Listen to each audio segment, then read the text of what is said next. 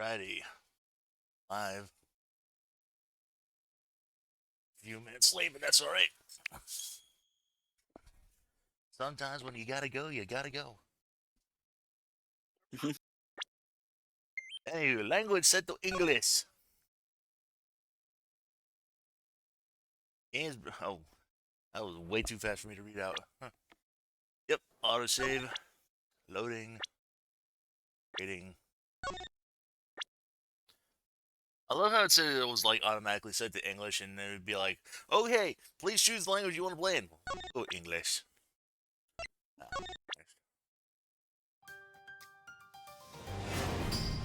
Yeah, Ace Attorney Investigations. Press any button. So we can go with either the title selection. We got options. What are we options? We got. We're definitely gonna keep the green shaking on, vibration on. Enable the speed through on the red caps. I guess we could do that. Adjust how long the game waits in autoplay and story mode. Wow. As long as 3 seconds or just as quick as half a second.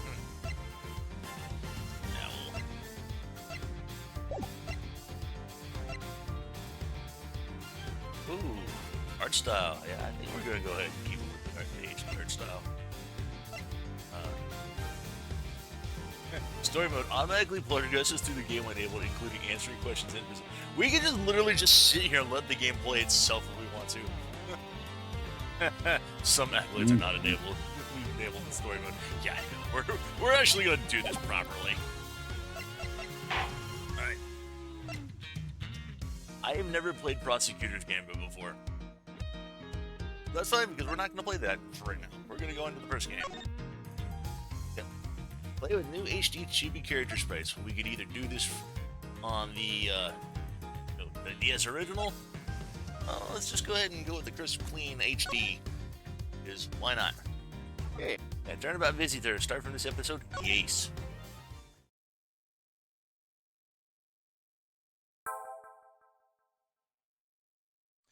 Everything old is new. Awarded.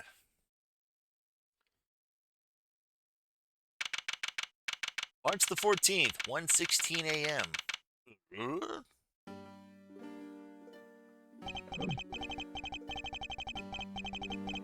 Make sure the defendant is found guilty. What other choice do I have? That's the job of a prosecutor, after all. That may be true, but why? Why go this far?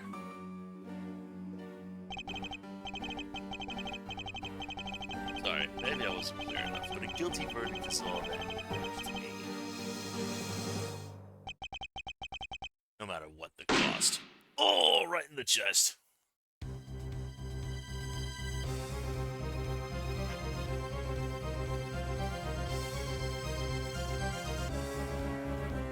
Just like the first game, yep. Rajimon prosecutors. Is happening. This will be. Yep, they just give you just straight up show you, okay, who the perp is on the very first thing in the very first case of the game. But I guess they gotta ease you in somehow, so. Anywho, March 14th, 2:05 a.m. Prosecutor's Building, 12th floor hallway.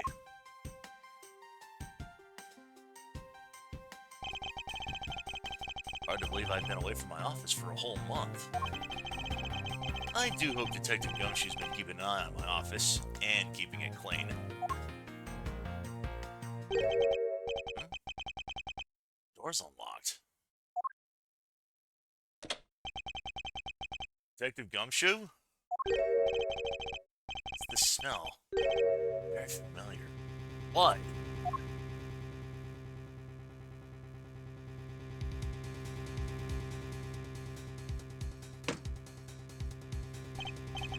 What the?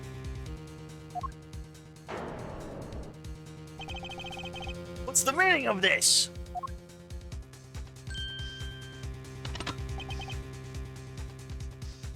This is somebody new.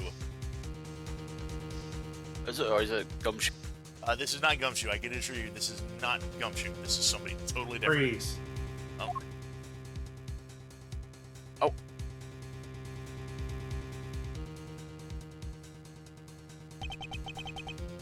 Identify yourself. Hello. You've got some nerve committing murder in a prosecutor's office. Is that a threat? Let me make one thing very clear. What? No one gets away with committing murder in my office. No one.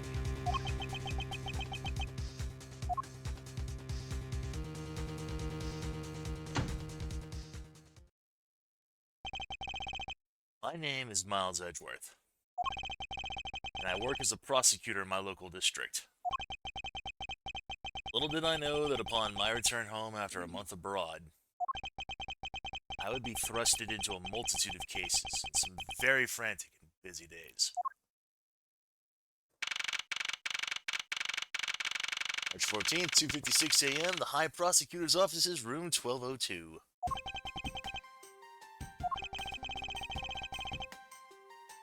This is just some Is this random dude. Yeah, just some random I've dude. finished photographing the victim's body, sir. Very well, please continue your investigation. Yes, sir.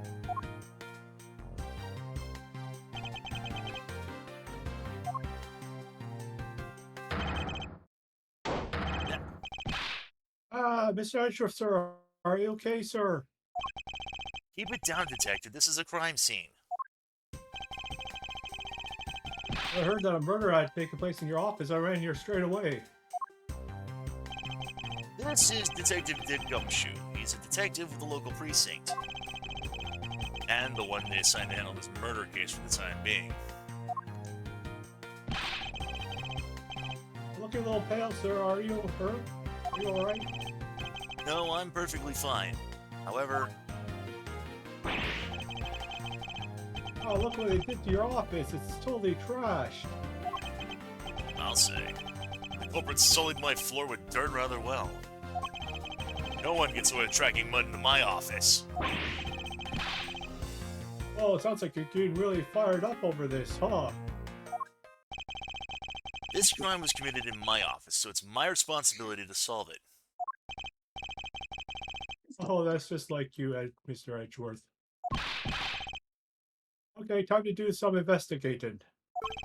Agreed. Our first course of action is to gather relevant facts and leads. We must not overlook anything, no matter how small, if we are to find the truth. So I'll keep any leads or information we find etched in the forefront of my mind.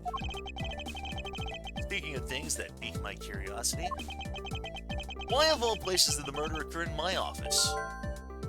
Is it really coincidence that the murder took place in my office? I get the nagging feeling that this is something important to keep in mind. Yeah, I was wondering that myself, sir. I mean, you can't really say it's a coincidence, can you? No, not really. Especially because of this. Key to your office? For security reasons, this office's door has a lock built into it. What do you mean by this, sir? If you think about it carefully and use logic, it should become clear to you. Logic? By finding the connection between two pieces of information and connecting them, new information is born. That's the end result of using logic. Oh, how to use it? First, I recall the information we gathered with L, and then I connect them together with X. Now to use L and recall the facts. So yeah, this is how the great thing is about this particular game, is that unlike other, how can I say this? Unlike other protagonists of the Ace Attorney game, is that instead of using like a spiritual magatama or a powerful bracelet that enables you to enhance your perception of abilities, or even a little robotic buddy that is capable of fucking reading the room. A little more on that later when we get to those particular guys. Edgeworth's superpower is just basic common fucking logic and common sense. Yeah, we got the office and the office key. Get them together. For security reasons, all prosecutors' doors are outfitted with locks. Which means it would have been hard for the murderer and the victim to get in here. Ergo, it's impossible to dismiss this location of the crime as mere coincidence. That's exactly what I was thinking, sir. There must be a reason why someone infiltrated my room. What was the killer after? Why did this happen in my office? What was the killer after? You're really on the ball today, Mr. Edgeworth. That's some beautiful logic, sir. I think you're right later. Yes, well, when you follow leads to their conclusion, only the truth remains. However, if the information doesn't line up properly, I may stray far from the truth as well.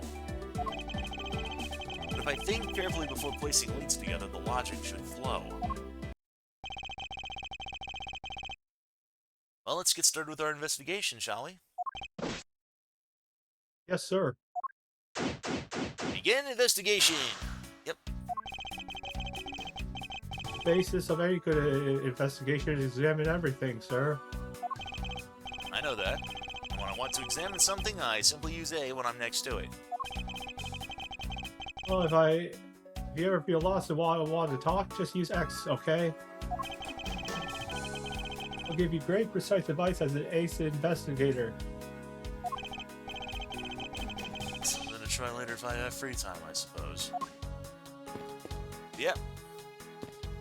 We can go ahead and investigate everything here.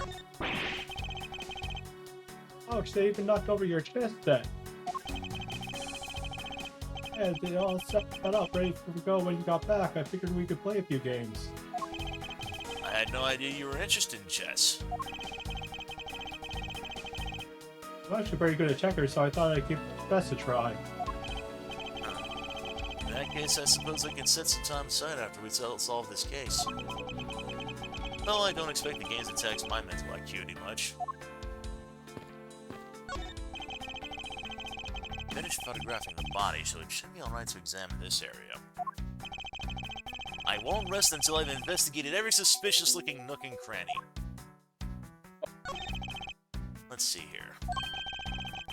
There's blood all over his lower abdominal area.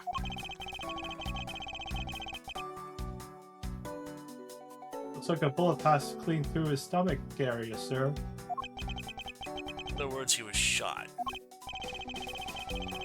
Yep, and until the autopsy's done, I don't think we'll get much more than that. Please have the body sent to the morgue once they're done processing the crime scene. A bullet went clean through the victim's abdomen. Body was found at around 2:05 a.m. Are you going to be okay with keeping track of the evidence we find? Of course. This is the safest way I know how to keep track of it all. Alright, if you say so. I keep all the evidence I find either in or with my organizer. When I want to re-examine a piece, I have but to press R to open my organizer. The organizer isn't only for evidence, I keep people's profiles on hand in it too. Probably a good idea to make a habit of checking the facts often. Hey, Ben. What's up? Actually, an ending coming up. Do you want to show that ending? Sure, we could do that, yeah. It's a bad ending. Alright, yeah, we could do that. Alright, Of course it's a bad ending if it's this early in the game. Yeah. It's in the guide if you want to see how you do it. I don't know. Alright. I don't know how you're supposed to do this. Sure, yeah. What do we have here? Yeah, I think I've seen one of those before. It's a police badge, detective. Hey, the exact same thing actually. What a cool winky dink. Let's take a look inside. Mr. Buddy Faith. It would appear that our victim was a detective, just like you.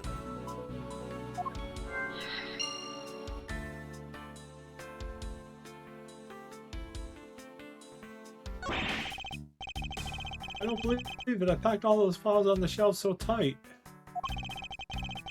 that not even an earthquake could make them fall off. Just look at it at the wall. At this rate, the rest of the files won't be able to withstand an earthquake at all. A problem, to be sure. Once the investigation's over, we'll put them back on the shelf.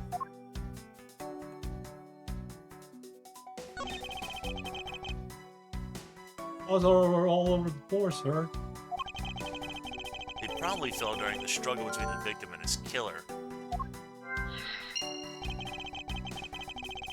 Oh, and I tried so hard to keep this place spotless while you were gone. I mean, this just rendered all the time and effort I put into it worthless. I don't recall ever asking you to clean my room.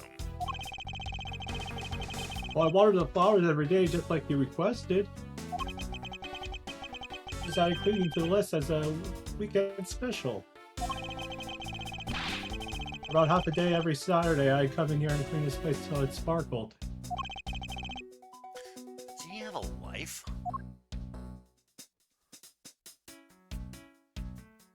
You say life or wife? I said, does he even have a life? And I heard wife. We're good on that.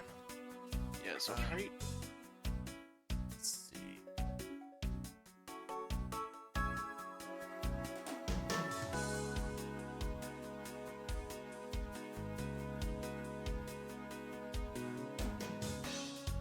Let's see.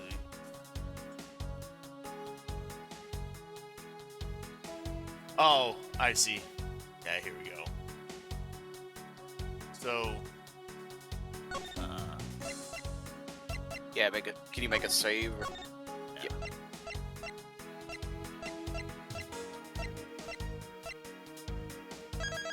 Let's go ahead and save here.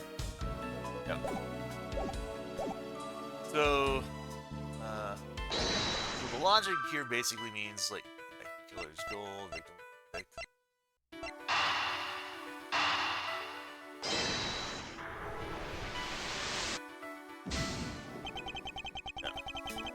Not exactly a shining example of the perfect line of logic. So we're just gonna like deliberately fuck this up here. Yep. I can't see a clear connection between these two pieces of information. Blech. Oh, is that help bar thing? Okay. Yeah.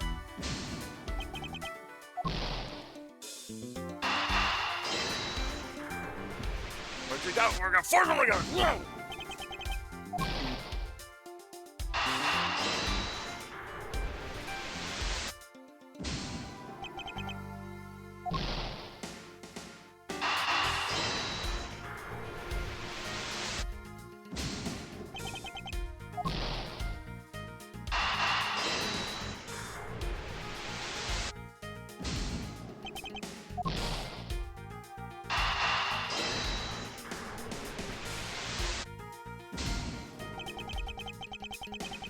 Pieces don't fit together quite right. That's alright. Let's take a hammer and smack him down. He'll get the puzzle done one way or the other. Yeah.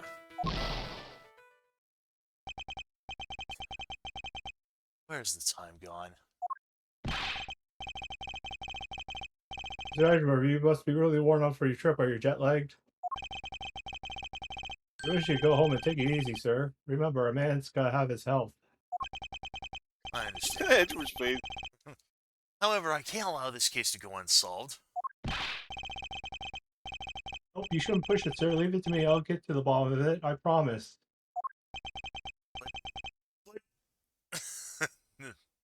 A few days passed, and as I suspected, the case went unsolved. Oh. Thus, the truth was lost for all eternity.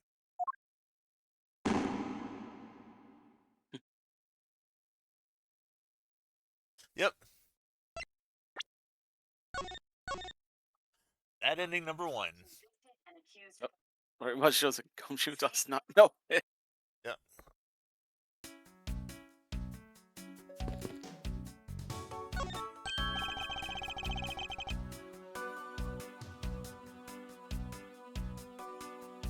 Oh, watch out for the teacup fragment, sir.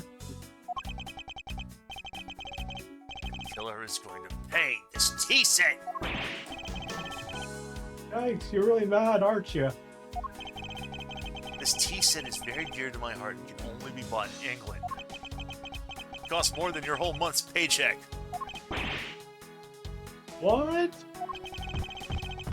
Oh, I feel like the killer's wasted one of my monthly paychecks.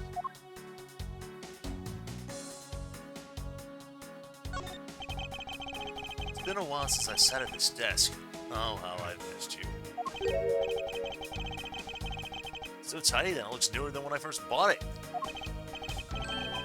Oh, that thing's so polished that it makes my mirrors jealous. Don't tell me you had no other work the entire time I was away, Detective. My job is to protect your office, sir. You did such a good job protecting it that a murder occurred right in it. That's harsh, sir. I have to admit that the desk has never looked better, so I guess I can't dock his pay.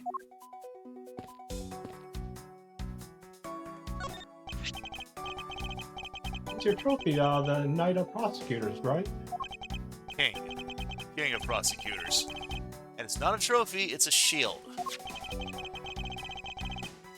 They only send this to the winning prosecutor, right? Yes, but I have no real interest in the perceived worth of other people. As for my own worth, well, that's something only I can determine for myself. That's so slick, sir. I'm gonna have to try saying something like that. Fortunately for him, his monetary worth is tied directly to his worth to me. Well, it's a good thing my steel samurai doll was spared any harm. Speaking of which, I haven't actually sat down and watched any of that show. What's it about again? Well, I don't know much about it myself, but the hero of the Steel Samurai, Warrior knew old Tokyo as the Steel Samurai, and his goal is to defeat the evil magistrate. It's a show geared toward children. However, its high production values and riveting plot draws in a number of adults as well. Spin-offs like Pink Princess, Warrior of Little Old Tokyo, and The Nickel Samurai, along with the deluge of merchandise, even a new stage show, gives it presence. You sure know a lot. Are you sure that you're not some sort of rabbit fanboy? Of course not! Anyone that keeps up with society knows at least this much. That conversation lasted longer than expected. Let us return to the investigation. You're a nerd, Edgeworth. Is this yet another batch of fresh flowers? Ones that come with a card attached every month like clockwork for you. Yep. Speaking of that, let's see what's on the card this month, sir.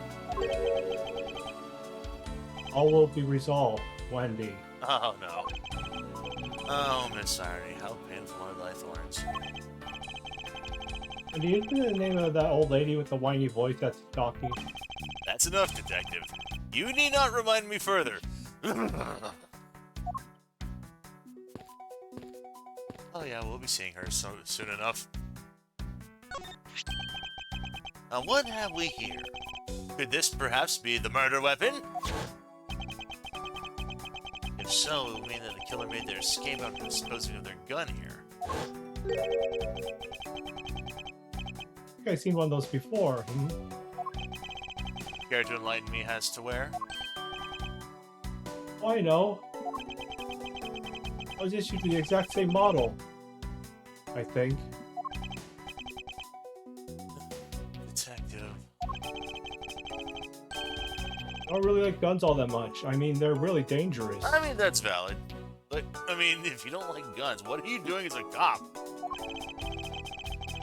Now that I think about it, you do see this model around the precinct a lot, sir. I don't use mine much except in emergency, so that's why I don't recognize it. It's the Yeah, same. it says he uses it for. Yeah, it says use it for emergencies by showing it off to a little girl. Yeah. So it's the same type of revolver as the ones used by the precinct's detectives. I seem to have gathered a few pieces of pertinent information. Now to calmly use some logic and figure out if any of them are connected to each other.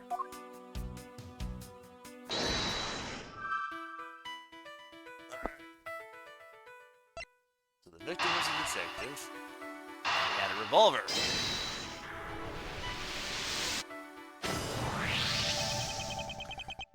The revolver, the standard model used by detectives, could it have belonged to our recently departed?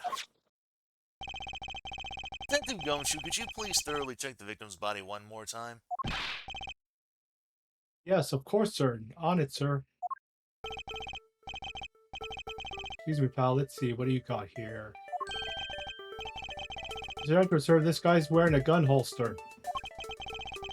So it appears our killer somehow managed to take the victim's gun from him. Revolver data jotted down the organizer. Let's see what else we can find about Good job, Mr. Ben. Another sentence butchered. Let's see what else we can find out about this revolver.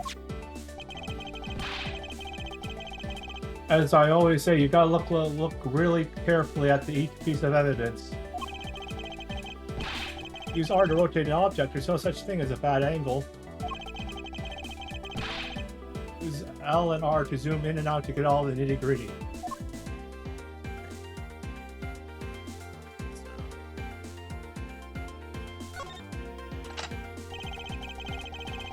Looks like only one round was fired from this.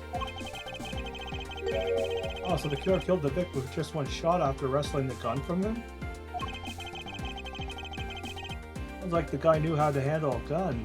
Oh, Mr. Edgeworth. We have no proof for now, but that is a distinct possibility. I guess this is all about what we're going to find out. We should send the body to Otto. And we got another person here. Jay, you want boys?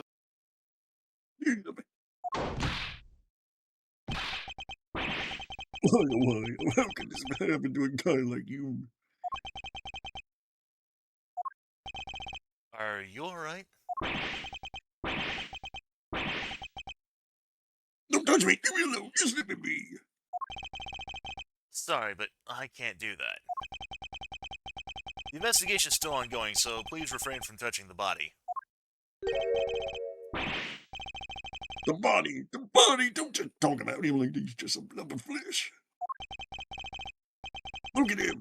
Jim looks like he's just turned in for the night. Sure, just in a blood-stained suit.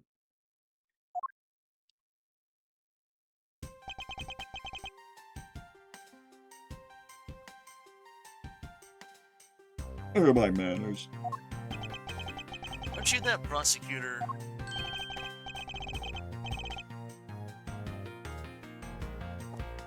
Yes, I am. I am Jacques, sportsman, prosecutor. Prosecutor! TV here was my partner in crime busting. I'm Miles Edgeworth, and like you, I'm also a prosecutor. Look at Gumshoe, sir. So you're Miles Edgeworth.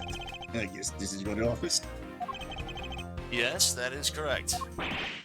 Then it was you're the one who killed Jim. Hey, don't go throwing accusations like that, pal. Just calm down, all right? I will not. I know how things work around here. My prosecutor's office doors all have locks built into them. And only the owner of the office has the key to his or her own office door. That is correct. However, I was not the one who killed your partner. Yeah, Mr. Edgeworth has been overseas on business this whole business trip this whole time, pal. And the key to the door was with me the entire time, okay? So the only one who could get in here was me.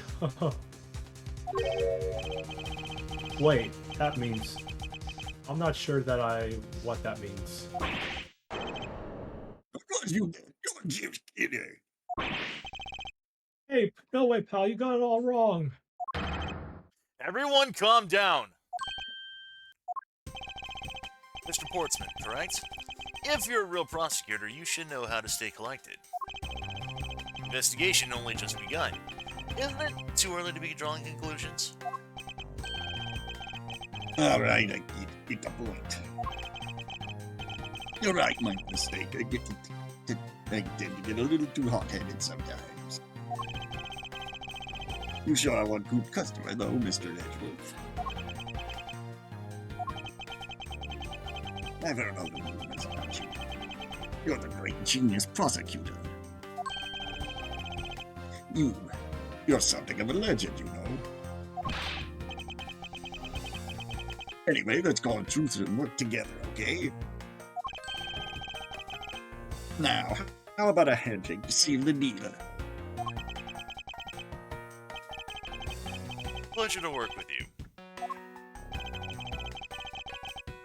You guys were conducting your investigation, right? Sorry for barging in like that.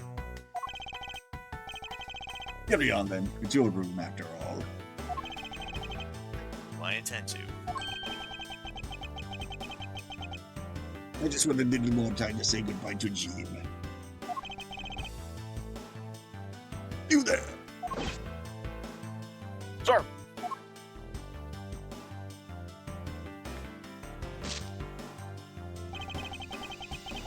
I want you to capture this scene on film for me.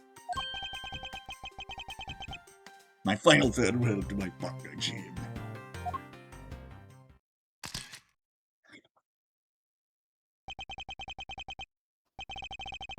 I should probably get some space. I hope we can solve this case quickly. I'd like to return to relaxing on this sofa. That thing looks a billion times softer than my mattress at home. Can I sit on top of it too, just for a little while, sir? Gumshoe, you know I can't allow that. Until this case is solved, neither of us has the time to spare, let alone rest. You're right, sir. I'm gonna work hard to be a real trooper to the end. Even once this case is over, I don't think he can afford to take any time off.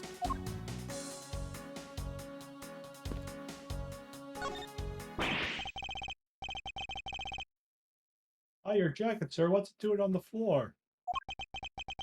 Must have fallen off the wall when the killer tried to threaten me by firing a round. The killer not only shot the victim, but they shot at your jacket as well? Wait, why there's only one bullet then? You dared to shoot the ultra special jacket that you made your prosecutorial debut in. If they had shot through it, it would have been a disaster. Like a murder isn't. It's not worth getting worked up over, Detective. Not when there's something more here. Oh, like what? I think you haven't noticed it yet, Detective. There's a giant contradiction right here in front of us. Really? Did I say contradiction? He must be rubbing off on me. Starting to sound like him. But I have my own methods and I will conduct this investigation my way. The scene before me contradicts a piece of evidence or seems off. That's when my deductive skills come into play. First I have to find the spot that holds the contradiction. This is it. Bullet hole is where the contradiction lies.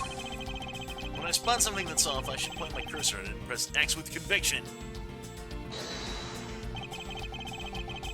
Then, when I have found sufficient proof to prove the contradiction, I present it.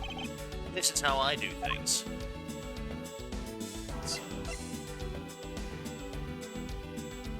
Eureka! This bullet holes the contradiction. What do you mean, sir? It's elementary. 2 shots were fired in this room. First felled the victim. And the second felled this frame. Hey, that's right. However, this gun was only fired once. That's true too. Okay, I'll be back. I got food. Yep, no problem. Which means that one of these two bullets was fired from a different gun. Do I have another gun prepared for tonight? By the way, I noticed something, sir. Yes. What's that thing sticking out from behind the frame? Ah, that. It's a secret safe. The secret safe? Oh, I smell money, money. I'll spare us the trouble and just say nothing like what you're imagining is inside. Now, if you can finally move this frame out of the way. Roger that. Achoo, talk about Dusty. I suppose that's what happens when I'm not here to dust it once in a while. I had no idea there was a safe here, or I would have kept it clean for you, sir. When did you put this thing in? It wasn't something I had installed personally. Every prosecutor's office has one. Really? I had no idea. Well, only prosecutors are supposed to have knowledge of their existence. What's inside, Mr. Edgeworth? Right now, nothing. We only use them to store especially important evidence when the trial's in session. That's it? Talk about squishing my hopes and dreams. Secret safe jotted down in my organizer. I won't rest until I've inspected every suspicious-looking nook and cranny. Now this is odd. Found something, sir? This keypad. Don't you find it to be a bit too clean? You're right. There's a thick layer of dust around it, but not on the keypad. You there, the forensic scientist! Yes, sir. Could you please dust this area for fingerprints? You got it, sir.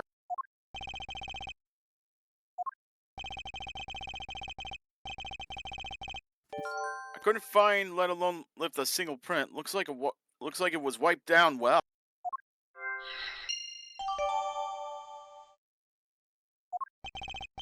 As I thought. It appears that logic's the only way around this setback. Time to rationally and calmly play connect the dots with the info we have. Alrighty, so we got...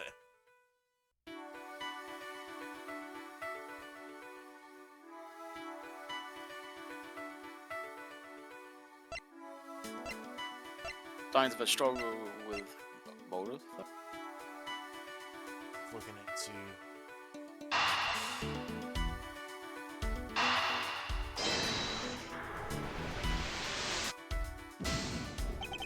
Nope.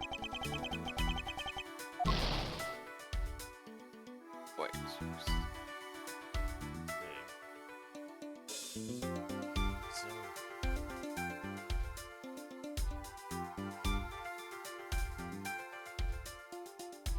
Oh, killers go with the white. Yep, I was gonna point that out. You assumed they had to be hit from left to right, right? Yeah. I believe I have figured out what the murderer was after. Well, what is it, sir? The fact that the safe was wiped clean of fingerprints suggests that the criminal had at least attempted to open my safe, making the culprit's motive for breaking and entering theft, or so I believe. I wonder if knowing that the motive behind this break-in was theft changes what the other pieces of information can tell me about this crime. So we got...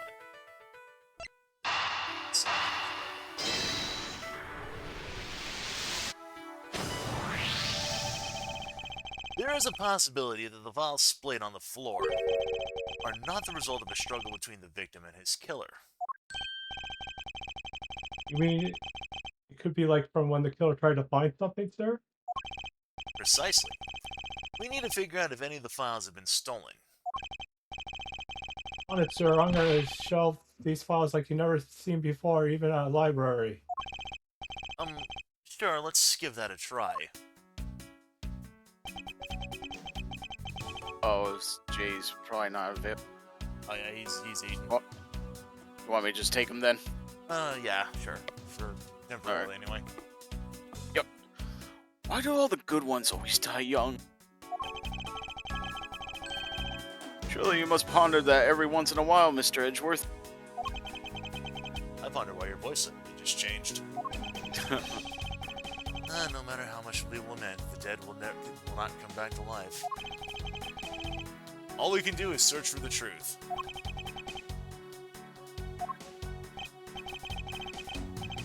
And?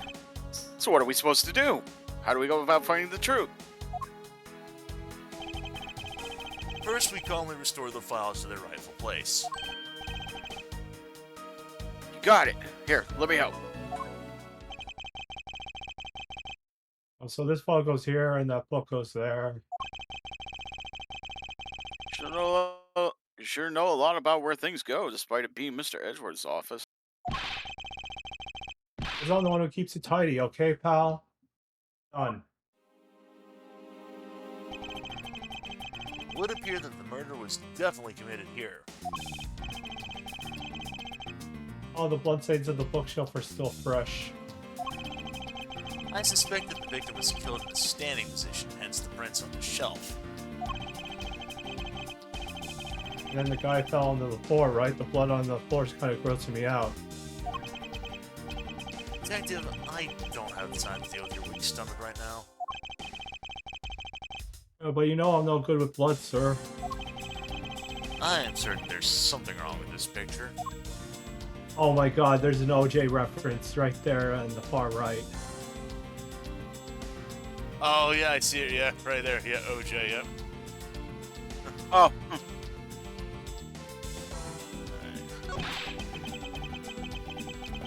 I put them all back just as they should be, sir. Doesn't look like anything's missing.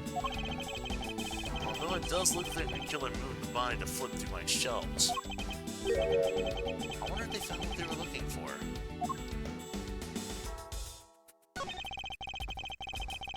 It appears that the victim was in a sitting position here after being shot. Well, so that's why this is set up.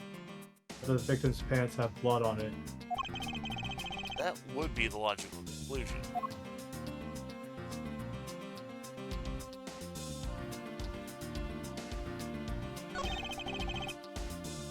Victim's handprints. Must have Must have tried. tried to support. Okay. Yeah, see, must have tried to support himself with his hands here after being shot. There are prints on the floor too. Those must have been made when he was unable to stay standing and dropped to the floor.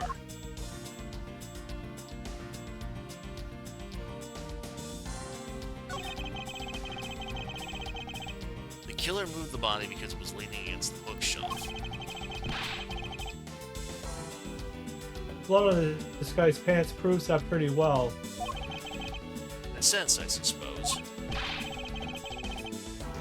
Yeah, I'm not completely useless, Mr. Edgeworth. That's arguable. Sorry.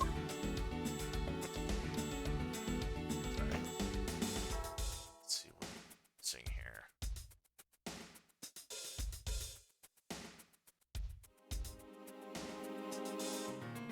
Oh, here we go. Well, this is where the bullet lodged itself after it went in through the victim, huh? The bullet to be lodged so squarely in a file spine indicates that the files were ransacked after the shooting had occurred. I guess the victim was moved because he was in the killer's way. What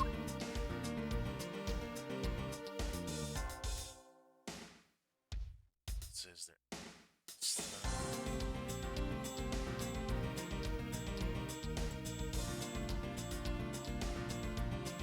You did the bowl hole, right?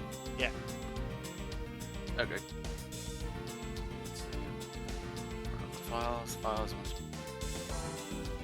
After rearranging the files, something like your assumption was right. You'll see the files in disarray logic. Oh yeah. There will be another thing that will catch Edgeworth's eye. Examine the bloody files at the bottom right previously in the scope. Is this spot somehow connected to any of the evidence I hold?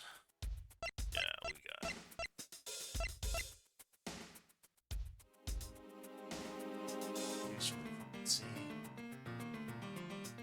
Yeah, here we are.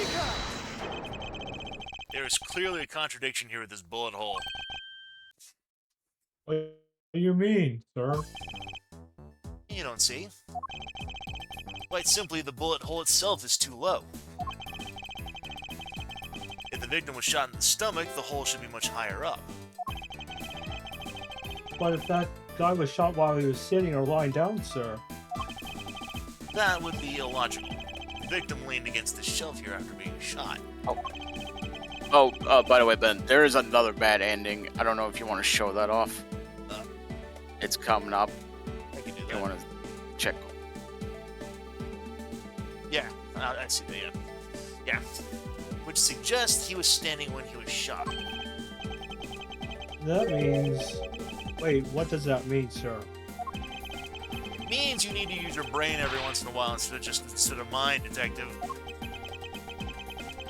In any case, it means someone made a faulty assumption. And it was from this mistake that our current contradiction was born. What is the faulty assumption that caused this problem with the bullet hole's position? Well, that would be the order of the files. I believe the order of the files is a bit off. I mean, I put them back in the wrong order just now? Oh, actually, I think the labels on the files are wrong, sir. Oh. Yeah, you see here how the files that were shot begin with the number O? Or are these doing all the way down here after 1, 2, and 3? That's really weird. Actually, the way they're organized now is the correct order. They're exactly as I see them in my mind's eye. But the numbers are all out of order. Those white binders are special, so they're arranged a little differently. But from this, we know that the files were not in this order when the crime occurred. Ah, so that's it. I believe the killer made the same incorrect assumption as you just did, Detective. Let's rearrange the 9 files in numerical order and see what we find out. You think it would be okay to prop the body up to see how it was before it moved? They finished processing the crime scene, so I don't see why it wouldn't be. If you please, Detective Gumshoe.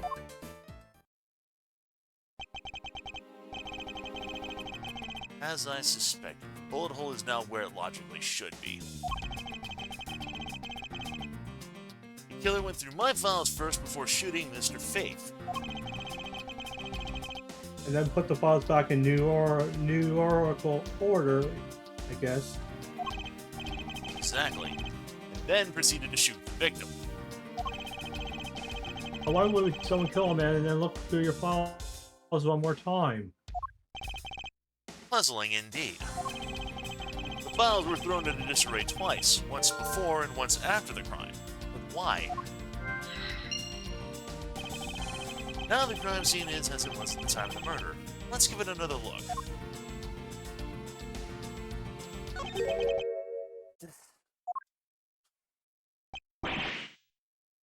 What is that? Why does it say gumshoe on there in blood? I say that's some incredible incriminating evidence. Yes, indicative of criminal activity indeed. No, wait, there's got to be some mistake. Edgeworth, sir, help me, say something, anything. It appears one of my files was stolen. At all, sir? What about me and my situation? Is this what the killer was really after?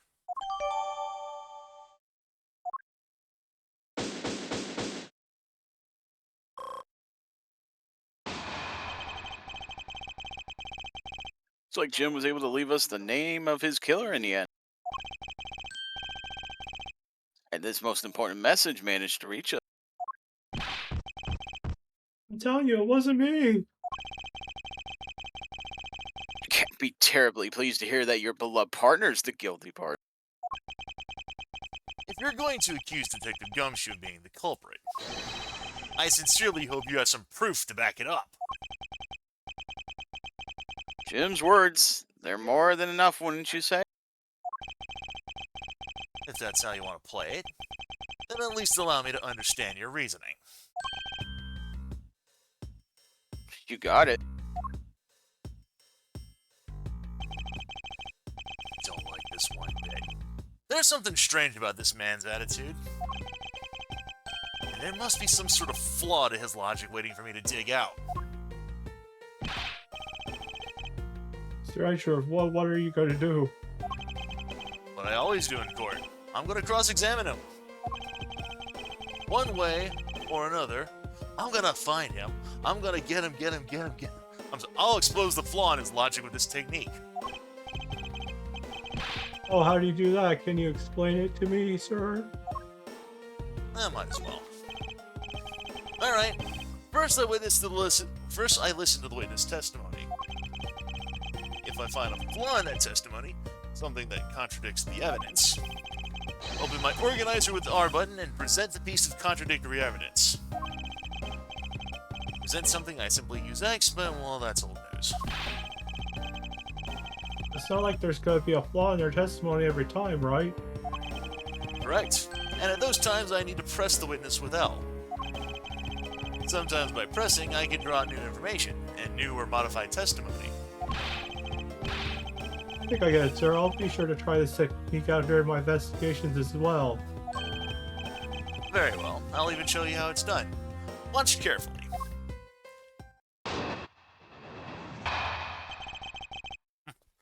Mr. Portsman's logic. Detective Gumshoe, you stole Jim's gun from him and shot him dead. Furthermore, you messed up the files to make it look like you had committed theft inside.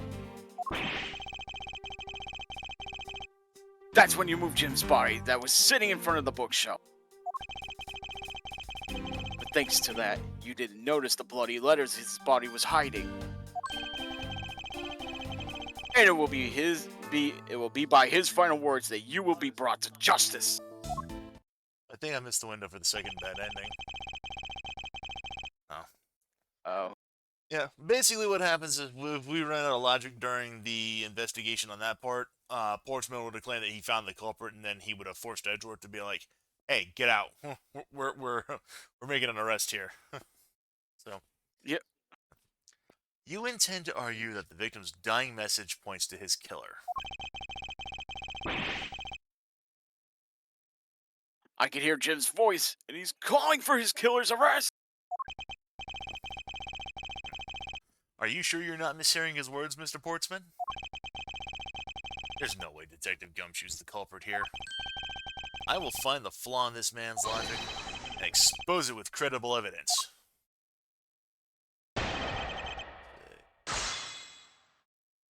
Rebuttal. So we are going to go ahead. I will at least go off the third bad ending. I say this! Objection! It would behoove you to take a good look at this. I see it, but I fail to see how it has anything to do with me. Is that so? You're not at the top of your game today, are you, Mr. Genius Prosecutor? Set the pace here. I must remain calm. Only by doing so can I find the fatal flaw in his reasoning. Well, I have it right here. Objection! Mr. Portsman, there's a large flaw in your logic. Really? I think it holds up rather well, actually. What do you think is wrong with it? Well, nothing. Let's move on. This isn't like you at all, sir. Concentrate. Oh, gross, man. I can't afford to do that again, or the truth will slip away. Ain't calm, Miles. It's the only way. Shot him dead. Objection! I must object to your line of logic. And which part do you have an objection to? It's this, well. Be cool, Mr. Edgeworth. You got no good when you're all flustered. The detective's right for a chain. Look at this. Yeah, even Tim's pointing out, man, you really gotta try for this. Calm down, Miles. Listen carefully and think everything a bit more rationally. I mean, this is technically the first, you know... This is the first, whatchamacallit, the first case. Yeah, if you haven't played the other one. So I can only assume that, you know... Yeah, I guess it's repeated dialogue now. Yeah. Right, but I gotta tell you, they do give you a lot of chances here. Yeah. Oh, easy. A caveman could do it. I can. So, yeah, we're just gonna... Might as well just keep hitting on the, yeah.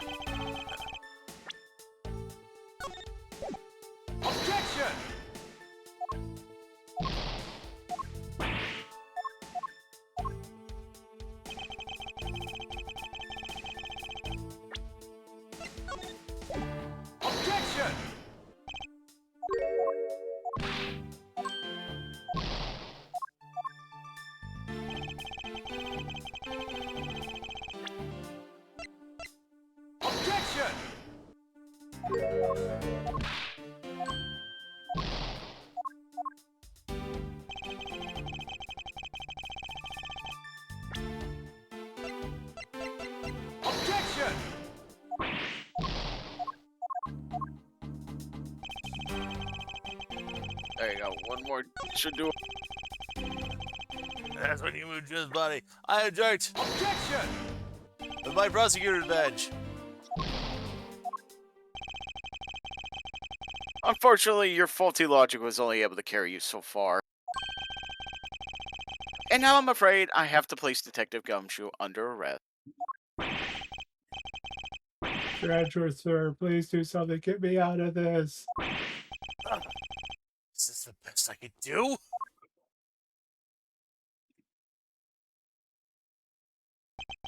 And thus, the truth was lost for all eternity. Bang. Oh, there is another bad ending, Ben. What's up? It's between the second argument and fourth argument on part 1, 2, and Portsmouth arrests. Oh, I don't. Yeah, I'm not gonna say that because there's another character that's coming back that we know. All right. I'll do those. Yeah, I don't want to spoil that. If you look down a bit further on the guide. I see it. Okay, yeah.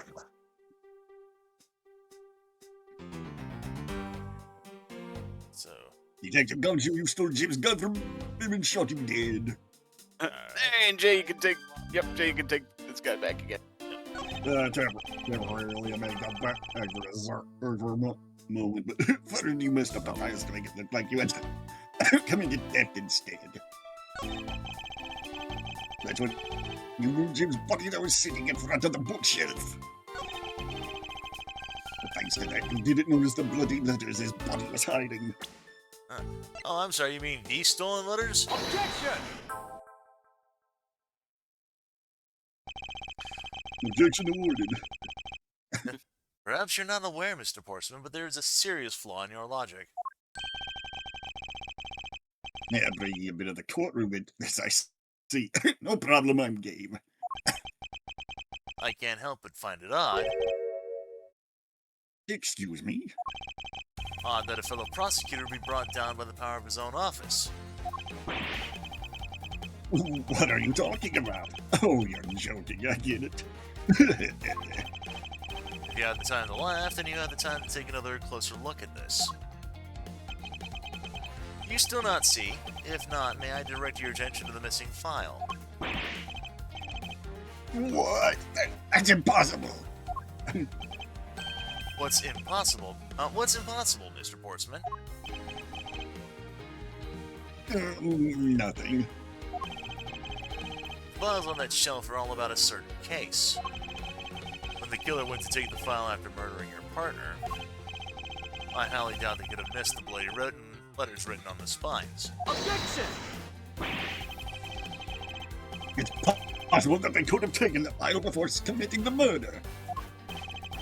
I think it's pretty obvious the file was stolen after it was written on.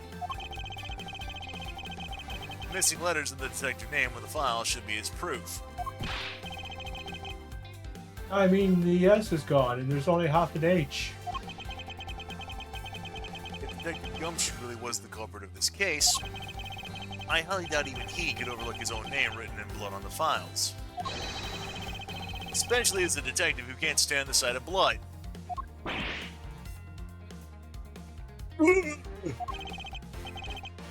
Gasp. Which means exactly what does that make this dime message then? Makes it the work of a criminal intent on tampering with the crime scene. It's so low, I can't believe the colonel intended to try to pin this whole thing on me. I'm gonna get him, sir. You'll see I'm gonna have them under arrest in no time. Well, Mr. Portsman,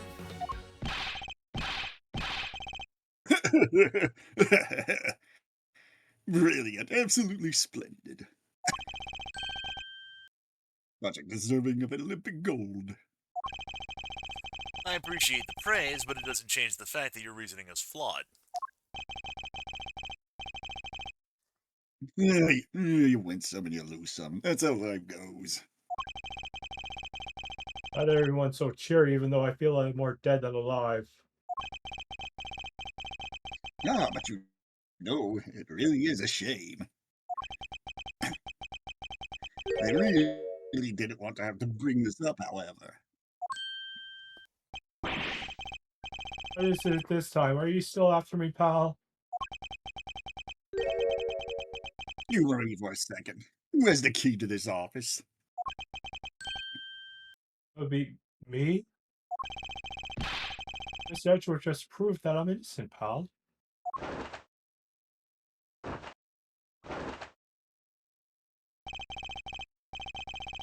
That's absolutely right, and I acknowledge your innocence. Then why do I sense that you still have something to say?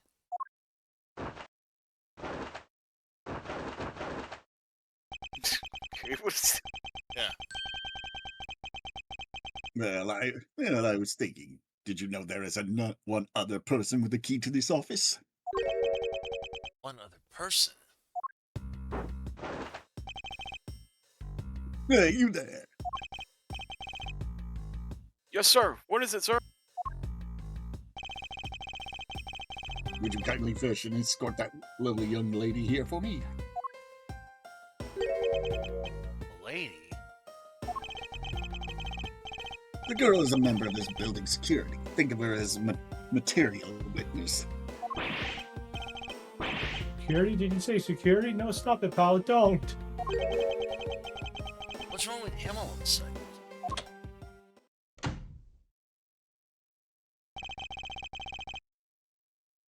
I believe she needs no introduction. If you played the previous. I've called upon Miss Maggie Bride. Was it Bird or Bride? There's I can't- Bird. Bird. Yeah, I can't remember. I've called upon Miss Maggie Bird, a member of security. Detective Gumshoe, sir. She's got the Badger shirt. That's funny. Maggie. Miss Bird is the security guard on watch tonight. See. And your point is? My point is that she could very well have used it. And by it, I mean the master key, which can open all the office doors in this building. What? You're not the guilty party, Detective Gumshoe. And the only other person with access to this room is Miss Bird. How dare you? I would never sneak into someone's room. That's right, I refuse to believe that Maggie's the culprit, pal. It was me. That's right, I did it. Can we take that as a confession, Detective? Oh, well, it wasn't really me, but it definitely wasn't Maggie, pal. Yeah, it was me. If it was, you'd have no problems with that, right? I'll be right back. Please refrain from flying off the handle, detective. There's no need for such theatrics.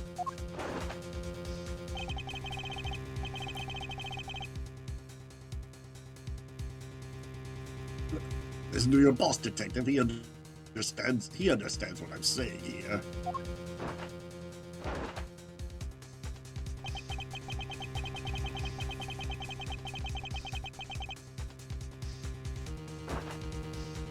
That girl's the only one who could have committed the crime for one simple reason.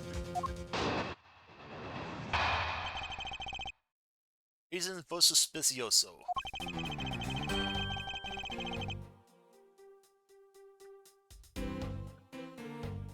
Excuse me. It's pretty obvious that Miss Bird snuck into your room using the master key.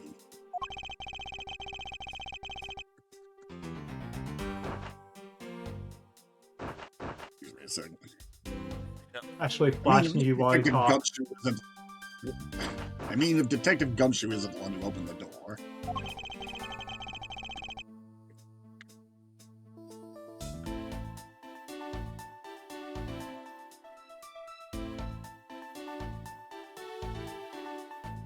No.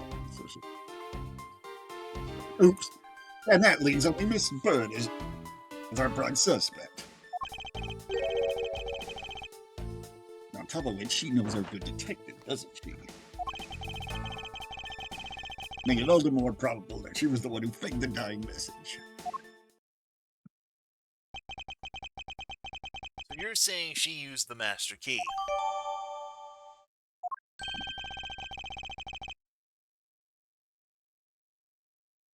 Incredibly incriminating evidence, wouldn't you say? That's what you claimed about the evidence earlier as well.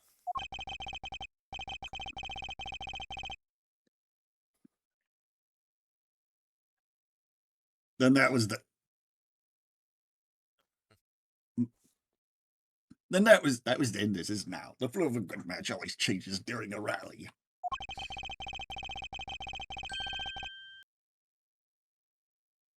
Nah, he doesn't have a config. It's all about your reflexes and reaction time, especially for an athlete like me. I mean, his name is Sportsman, so... I wonder if there's anyone else other than Miss Bird who could have used the master key. Seems the only way to get Mr. Portsman to give me more details is to press him. Oh. Pretty obvious that Miss Bird snuck into your room using the master. Hold it! Are you sure Miss Bry is the only member of security who could have used the master key? There's only one person on staff at this time of night, and tonight she's it. Isn't that right, Miss Bird? That's true, but I wasn't able to use the master key at the time of the crime, sir. Isn't able to? What's that supposed to mean? Yes, moving on. I hate to get sidetracked by something unrelated. What do you mean unrelated? I want to hear what she has to say, pal. But you can't really trust her not to tell lies. Plus, I hate wasting time. Did I hear from Miss Bird out? Yeah, ask for more details. And not so fast. I, too, am interested in hearing what Miss Bird has to say.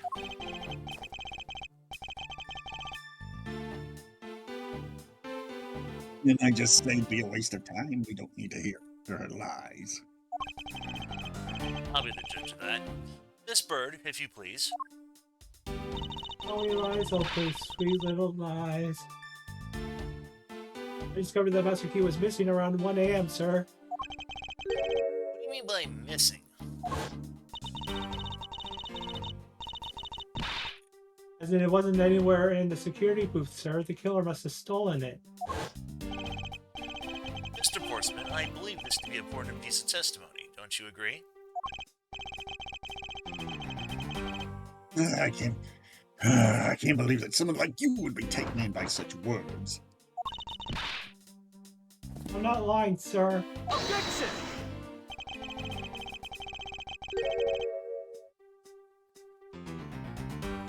If that's the case, I'd like to know why you have the master key now. I don't quite know. I just reappeared all of a sudden at the desk, sir.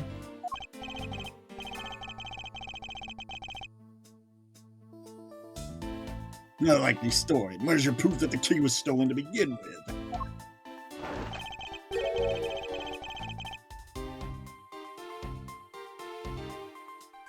I bet you just forgot when you put it in and then found it again. Never lose things. I never lose things, sir. I can practically guarantee that. With me, if something disappears, it's usually because someone stole it. Yeah, pal, trust me, you don't want to test how bad her luck is. Fortunately, I can't deem this piece of testimony as conclusive.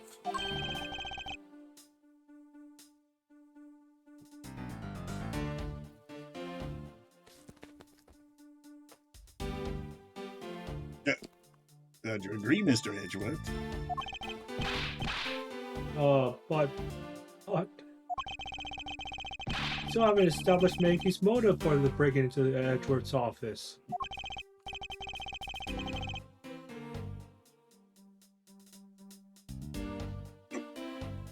Her motive? Her motive? Didn't we already establish that it was theft? I mean, the culprit clearly went through the bookshelves, at least tried the safe. It is as Mr. Portsman says, Detective. Can't ignore the fact that all the evidence points towards the motive of theft.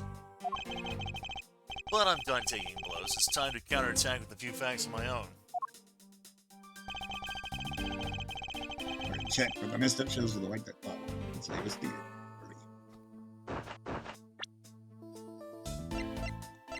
Objection!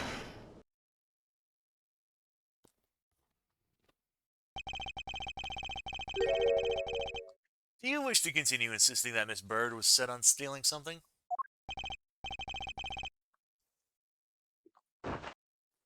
Why not? It's the truth after all.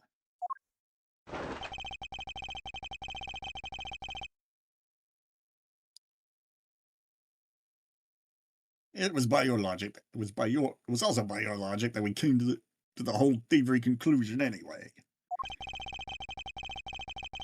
That could be, but you must also be aware of the fact that the safe is a secret safe. The existence of which is only privy to prosecutors.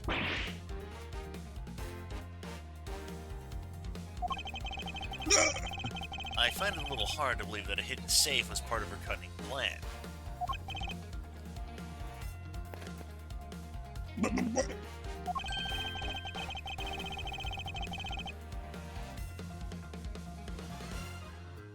But she could have found it by accident when she was turning everything else upside down. I highly doubt that. I'd say the culprit knew exactly what they were looking for. After all, only the bookshelf and the safe were targeted.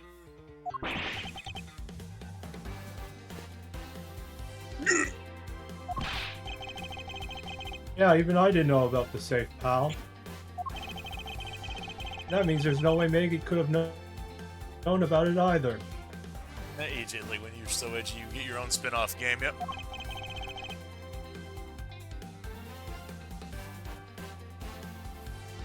Then are you proposing that the killer is a prosecutor?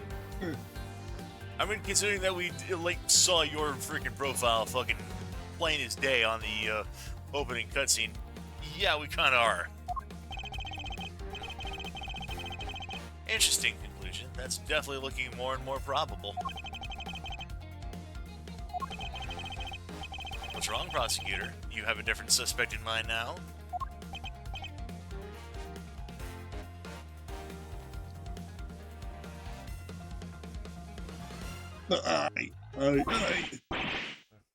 Versus, why? What made you? It's got him with the angry face all of a sudden.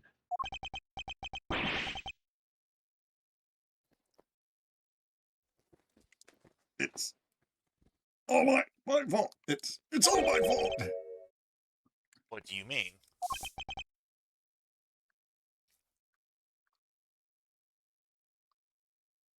No, it's Jim.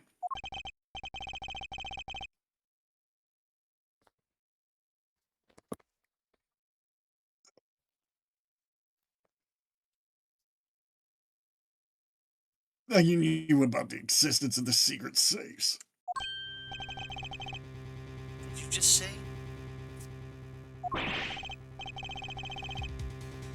We were partners, like inseparable conjoined twins. That's why I told him I filled him in on the secret safes. Then that means Yeah, I know. I had only just told him to. Obviously, it was wrong of me to tell him. I still can't quite believe it, but the thief who broke into your room is probably Jim. Now he's claiming that the victim was the thief?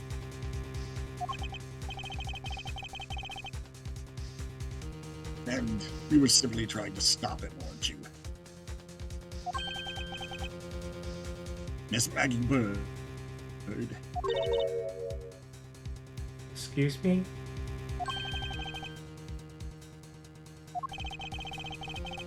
I mean, you are a security guard, right? That's your job.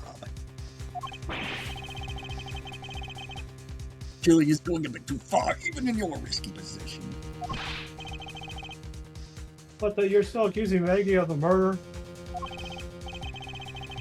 Yes and no. I mean, she had stumbled upon Jim, who had probably drawn his gun. I get it. It was self-defense, wasn't it? No, I couldn't. I could never do something like that. Not even as a security guard, sir. Plus, even if he was a thief, he wouldn't have the key to this office. Which is precisely why he had to steal it, wouldn't you say? It was Jim who stole the master key. Ah, Pretty impossible for a supposedly stolen key to be here with us, unless... Well, unless you retrieved it from Jim after you killed him. Mr. Portsman, are you honestly accusing your own partner of being a thief? Alright. I don't want to admit it, but it's the only way for everything else to make sense. Has he no honor? Now then, I think we're done here. The investigation waits for no man. Would you people be so kind as to see ourselves out? you gotta kick us out. This is Mr. Edgeworth's office. Ah, but I'm the one who's been assigned to this case. You are all suspects to varying degrees and therefore ineligible to run this show. Listen, pal, how many times do I have to say this? Maggie can't be the culprit. And Silver Cousin intervening with a party of one! It says nobody inspects the Shinobi Inquisition. How's it going, man? So, Detective Gumshoe, calm yourself. But, sir, We have no choice but to accommodate his request for now.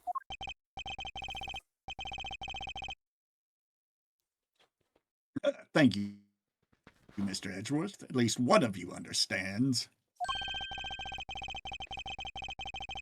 Now then, if you could remove yourselves from my crime scene, I'd be most grateful.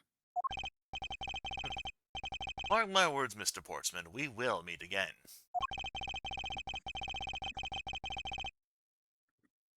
If that's a formal request from the legendary prosecutor himself, then I suppose so. Now, don't disappoint me, you hear? To be continued. Immediately, Save our progress? Yes, sir.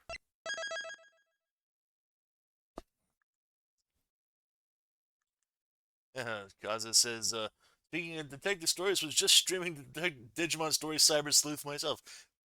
Good one. It's a good title. I haven't actually, don't think I've streamed that all the way through. Huh? March 14th, 4:18 a.m. Prosecutor's Building, 12th floor hallway. With the prosecutor, I can't believe how rude he was. It was unbelievable. Please maintain your professionalism, detective.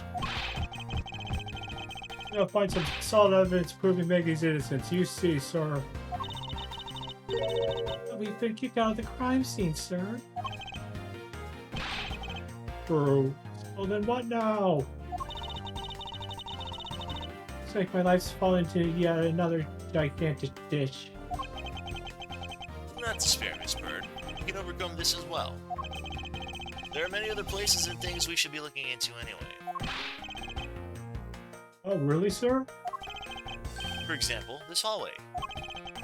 The linchpin of his argument against Miss Bird is related to the Master Key.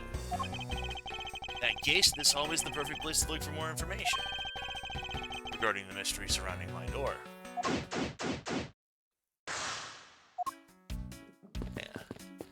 You want to talk to Gumshoe Ben, because you get like there would be an achievement called Friendship or Pity. Yes, sir. Anything of interest? Detective Gumshoe, you look rather intrigued by something. Care to share? Well, it's nothing, but I noticed that Mr. Portsman calls his partner Jim. Detective in the Sunday night drama, all my cops is named Jim too. Bet one of them is a big fan of that show. You seem to know a little something about it yourself. I take it you watch it too. Of course, the tight bond of friendship between prosecutor and detective is great, sir. It's nothing compared to the super strong friendship we have. Chip detective? I think you're mistaking it with pity. How could you say that, sir? After all we've been through, too.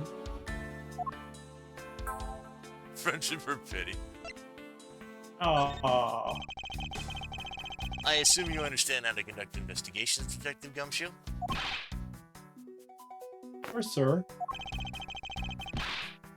I mean, anything and everything with A. Examine everything with a what? By checking various things out, we could gather all sorts of evidence and information. You see the evidence we've collected with R. For information. For information and leads, it's L. That's a great job, sir. Detective reasonable is the way to go. It's called deductive reasoning, Detective. Clearly something you lack. Took the L on that one. About Miss Bird. No way she's the killer. Please don't tell me that you buy into that accusation, sir. Rest assured, I think she's innocent. However, I need to ask her a few things regarding her security guard position. If you're only asking, that's okay. Stand next to her and press A. Press a what? And you can talk about whatever topic you pick. If you want to ask her about evidence, all you have to do is present it to her with X. Just don't show her my X. Should you choose what to show her, press X again and show off. Show off, you two go. I recommend showing different people things. You'll be surprised at what they say, sir. Thank you for the explanation, though I don't recall asking for one. Well, just so you know, sir, you can show me evidence in the same way, too. I do believe it's time to get down to business and defeat the Huns. I mean, ask some questions of Miss Bird. Ignored again. I don't ask. Actually, Yeah, don't talk to Bird just yet, but yeah, I have to leave her. A second. Alright. basketball doing here? Or did DM say he had to step away for a few seconds? Oh, well, maybe he did, yeah. It's Mr. Portsman's prized possession, sir. I heard he also plays soccer, dodgeball, even tennis. And not a single one of those sports is suitable to be played in the hallway. Oh, hey, this guy looks familiar. Oh, this guy, yes. It looks like you're in quite the pinch, Mr. Edgeworth. To be sure, a murder within the halls of the prosecutor's office is no trifling matter. Must find, apprehend, and punish the killer accordingly post-haste. Sounds like a messy case you've got on your hands. If you ever feel lost or need some advice, my door's always open. How gracious, I will keep your offer in mind. What the fuck is this guy again? I heard that! I love that. Everything alright? Yes, sir. If you must know, I weighed myself this morning, and I'm finally at 154 pounds.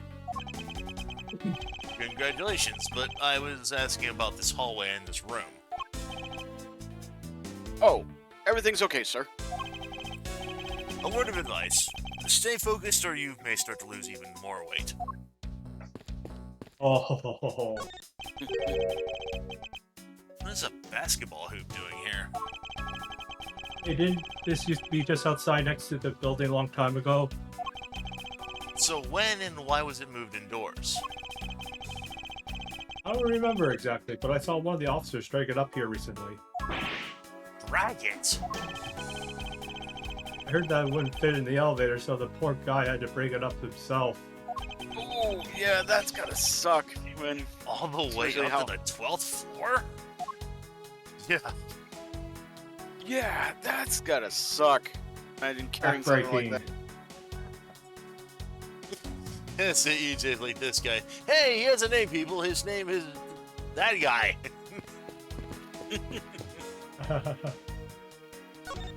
Yep, check the sofa.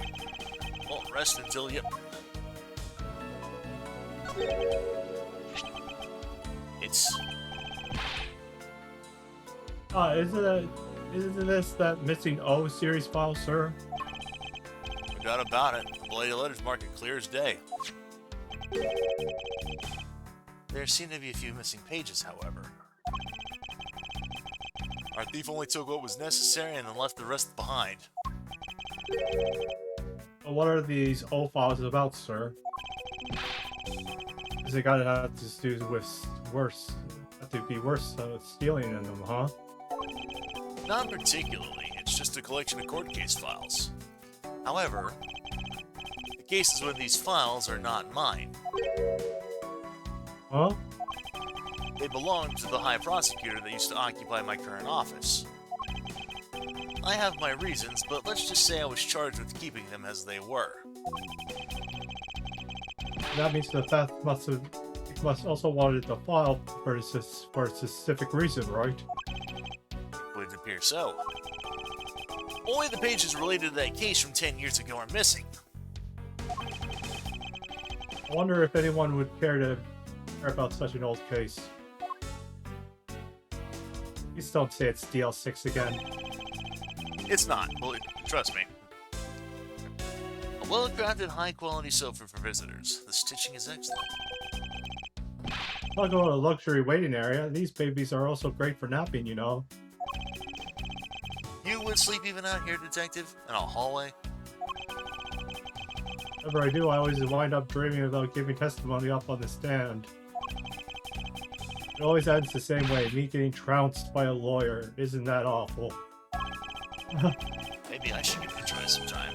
To envision myself winning, naturally.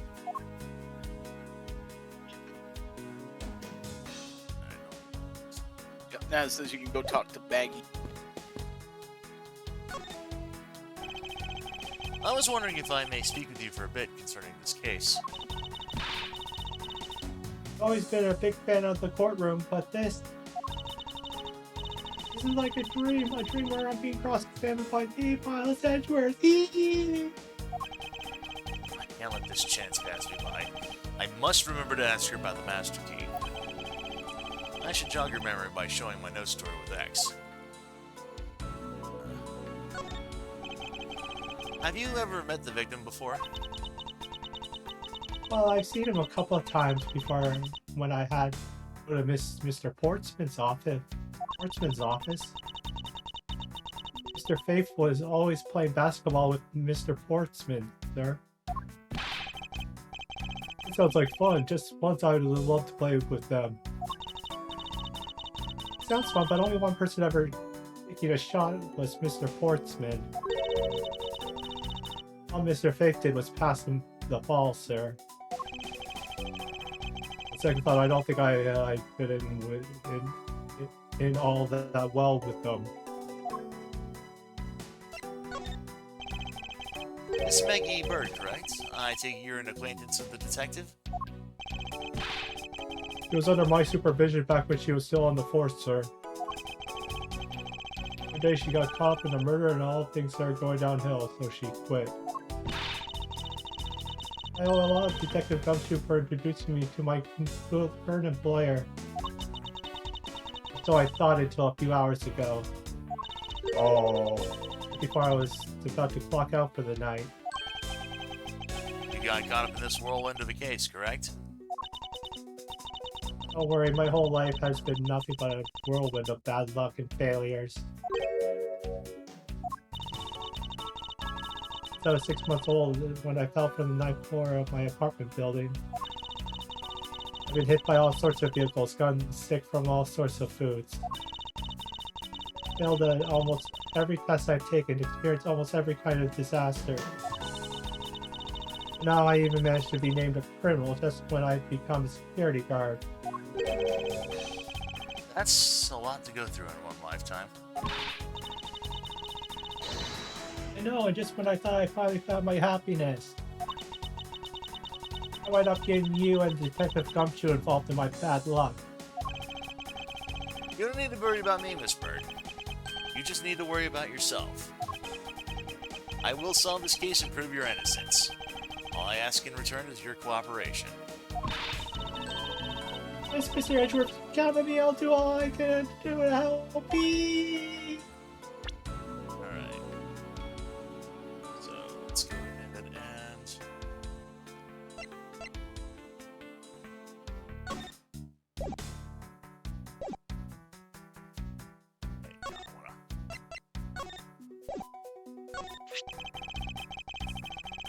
So when did you discover that the Master Key was missing?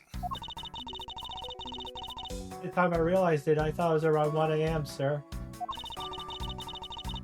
I noticed it was back around 2:30 a.m. Just sitting there on the ledge where the security room's reception window is. I'm sure that between those two times it was not just gone, but stolen, sir. Why is such an important key stored in such an insecure place? I felt like that, sir. I always keep the key further inside the room, away from the window.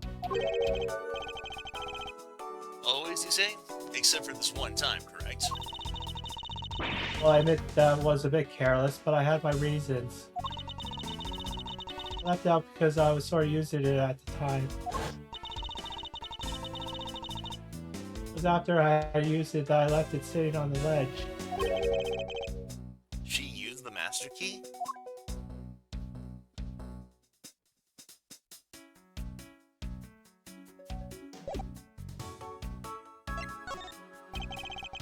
What did you mean by you used the Master Key? Oh, I had to use it to open the door for this prosecutor who had forgotten his keys.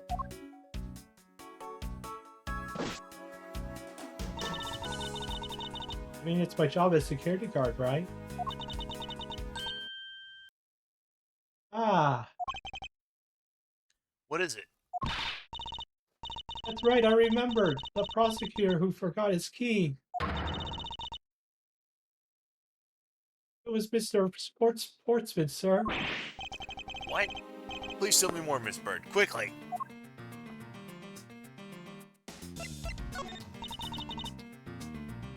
Around 12 a.m. Mr. Portsman had forgotten his office key, so he came down to security, sir. And that's when you loan the master key to him? Oh wait, it's against regulations to loan the master key to out to anyone. I walked with Mr. Portsman to his office and opened the door for him personally, sir. I see. And then what happened after? And then what happened after that? Well, he called for me to come up close his office as he was leaving to go home. That was around 1:30, I think. So in summary, for the sake of one forgetful prosecutor, you used the master key twice tonight.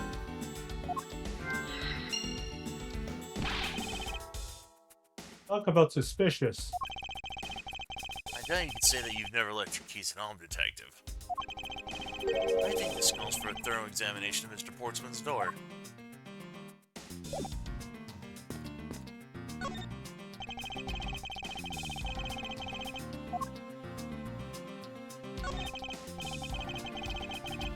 Moving to a vote 3, I take it that this is Mr. Portsman's office. Yeah, you can't mistake it because of that basketball hoop, sir. Well, that reminds me, Mr. Portsman had actually wanted room 102 really badly. 1202. Since you already occupied it, Mr. Edgeworth, we put him in next door. So why was Mr. Portsman so particular about getting room 1202? I'm not sure, but I bet it's because something like his birthday is December 2nd.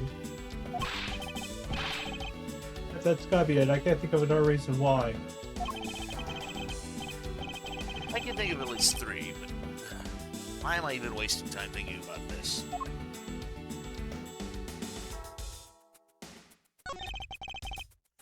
Door's locked tight. Hey, I bet the old credit card trick won't work here, huh, Mr. Edgeworth? This is the office of a high prosecutor, Detective. These doors would be pretty ineffective if the average cat burglar could get through them. Oh, so I guess only a great cat burglar get in. That must be who our culprit is. Might I advise you to return to that conclusion to whatever pawn shop you bought it from?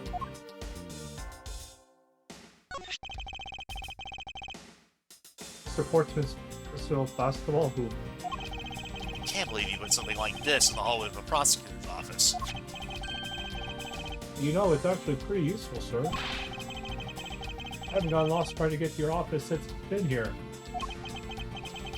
How long have I had the same office and yet you still managed to get lost? It kind of reminds me of that one comic I saw where this one guy was like on the precipice of a hell or something, staring up at a demon, and like, you should not have been here, human. To what have you come to be in my domain? And the guy just looks up at him and be like, I got lost getting to the kitchen. I got lost going into the kitchen for a snack. And the demon just like has like a beat, looks down at him and be like, you ended up in the 12th circle of hell looking for the kitchen. The guy just replies, I'm not a clever man. Hey, Ben, there's another bad ending. I don't know if you want to show that or if you want to just, say screw it because of it. It required the run out of logic here, and Portsmouth will step out of the office. I think we're probably not going to worry about that because the only reason is that you got to like go through like 20 different times just constantly getting the bad thing. So, yeah. So the bad ending we could have I'll just say what it says, yeah. Yeah. So, go ahead. Yeah, go ahead. It's just Portman steps out and he'll accuse Bird and taking her and away, leaving Edgeworth speechless. Yeah, that's the same thing would have happened if we hadn't managed to convince him on the rebuttal before the save, is that he would have done the same thing. Yep. A minimalist yet classy door made of top quality wood.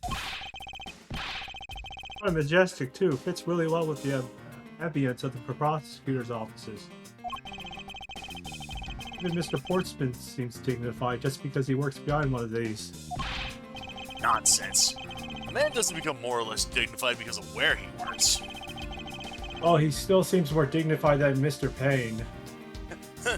Who I should point out is standing right over there. Mr. Payne? I suppose custodial work can also be dignified. Wait, you just said you didn't know the guy's name. Yeah. I don't think there's anything else we can...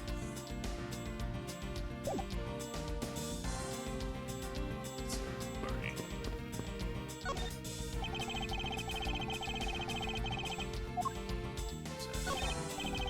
1202. These 4 numbers on a number plate alone proclaim this to be my office. Oops, hey, these number plates slide right out, sir. They ought to be able to take the plate off when a room becomes vacant, you know. Although the idea that it can be so easily removed is kind of... As you were about to say?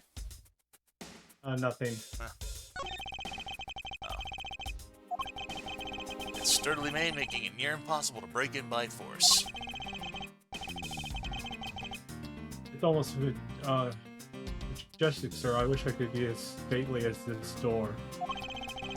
Only Gumshoe would praise the door as something greater than himself.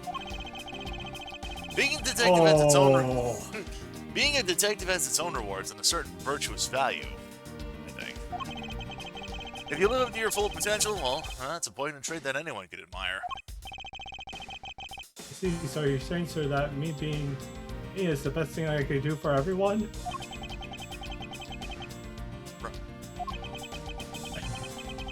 That long pause wasn't exactly reassuring.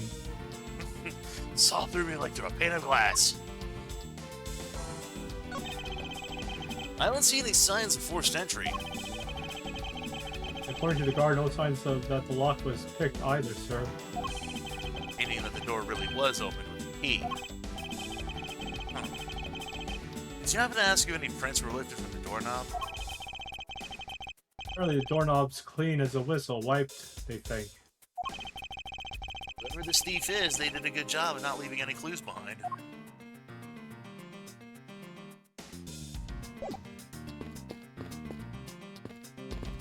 Alright.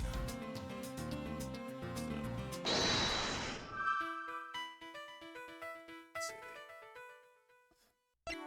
Stolen.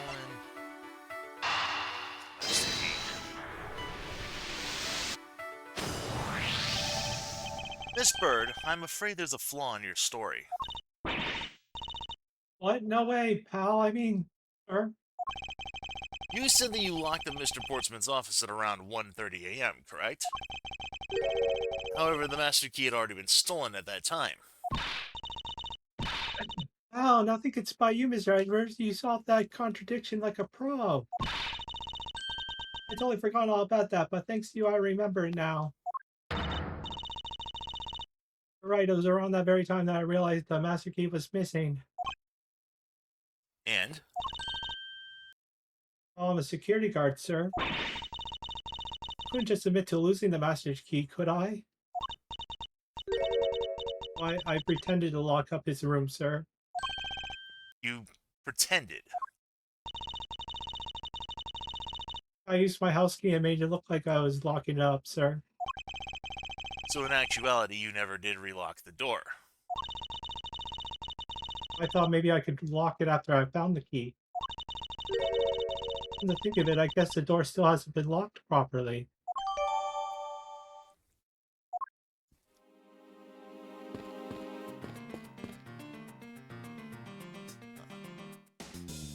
Means the door is open.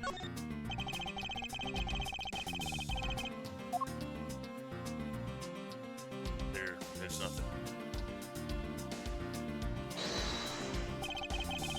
The spot somehow connected to the evidence I hold. Eureka! Contradiction here between reality and the evidence. If what Miss Bird has said is true, then why is this door locked tight? But you know, you're right. Miss Bird, are you sure you didn't relock this door? I'm certain of it, sir. I don't think Mr. Sportsman noticed it himself that I hadn't. Which means what, sir? It means either he actually does have the key to his office, or that the door Miss Bird opened was not this one at all, but a completely different one. Opened a different door, but how can you prove it? There's an easy way to find out. All we need to do is to examine the prints on the number plate. The prints on the number plate, they'll tell us all we need to know. Everything? Really? Like what, sir? Like, well, for example, such as... Well, we know for sure Detective Gumshoe's dinner will only consist of instant noodles! Oh, that's amazing, sir. How did you know that? That's supposed to be a joke to cheer me up, Mr. Edgeworth. No, that was supposed to be a deflection. Yeah, yes, that's it. Now, we should get back to doing what we need to do, and that is, we need to examine, prints on the doorknob. It's on the master key. Prints on the doorknob will tell us everything. You, pal, do us a favor, see what you can let from this, okay? Oh, what did you find out? There's no need for such belligerent nostril flaring, Detective.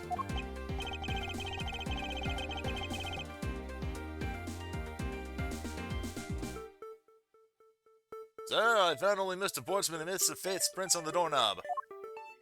Oh, sorry. Yeah. So only 2 people's prints were found on this one, huh? That's pretty decisive. Well, I'm lost, sir. Thinking logically, a certain other person's prints should be on this knob as well.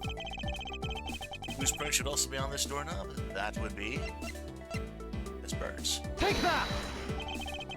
Don't you find it odd that the prints of the person who unlocked this door are absent? You mean... Yes, the door that Miss Bird opened could not have been this one, but a different one.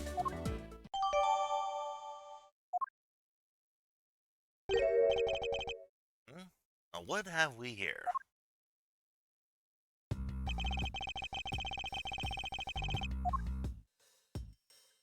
What is this? Pick a scrap paper, I'll get it, sir.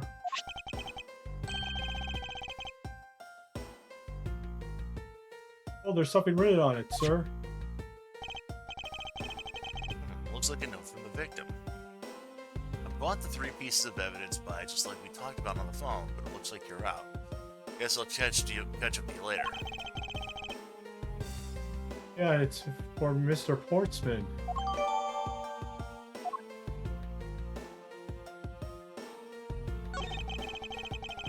Is this basketball property, Mr. Portsman?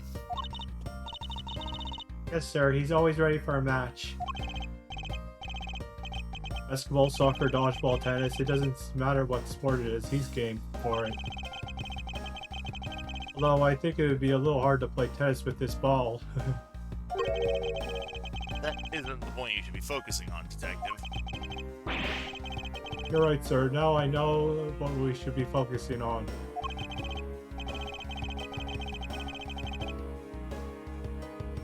Mr. Portsman, someone should teach him to clean up his toys after he's done playing. I think we've written to the end of this conversation. Alright. Let's...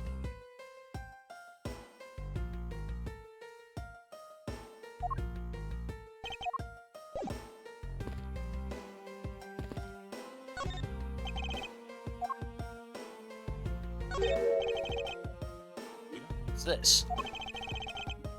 What are you looking at, sir? Oh, hey, how about a game? It's okay, Detective. I just found the position of this hoop to be a little off. Hey, you're right, sir.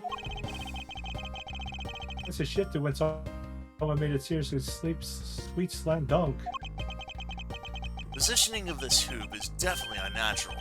I better take note of this. Yeah, I was gonna point you towards that, but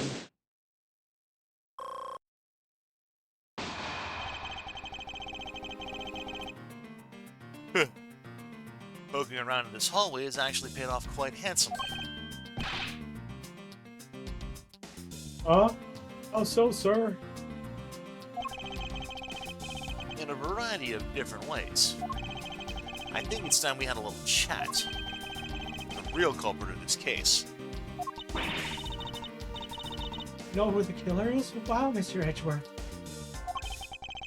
As long as my logic is sound, then yes. The mastermind behind his murder is none other than Mr. Portsman. What, Mr. Portsman? I knew it. That's exactly what my logic senses were telling me too. Inspector is him from the incident. He accused Maggie of being the killer, sir. Is anything but logical. Ladies and gentlemen, prepare yourselves. Come what may, it's time to knock on truth's door.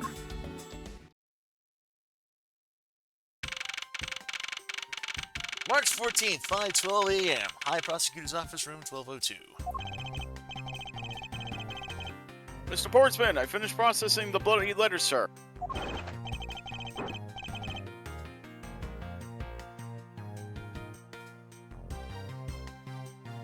All right, let me take a gander. Look, pass it here.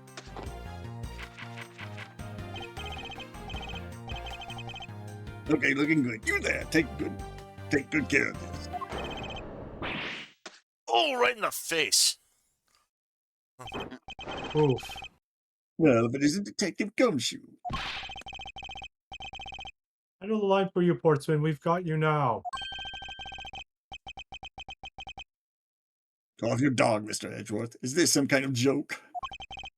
It's no joke. We know, Mr. Jacques Portman, that you are the guilty party in this case.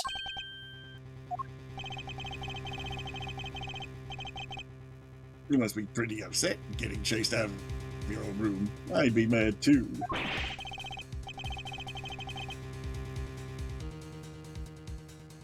So I guess you can stay, if you promise to stay out of our way. You intend to hide your crime under the guise of a prosecutor doing his job? I can see right through the unsightly paper-thin mask you wear upon your cowl.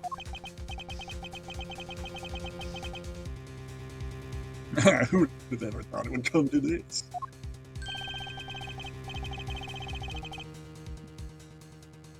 Actually, come to think of it, your mentor was Manfred von Karma. Manfred von Karma, right?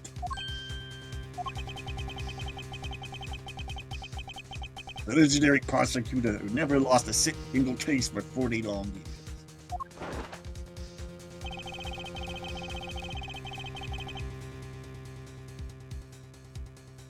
But there was always this incessant chatter about forged evidence with that guy.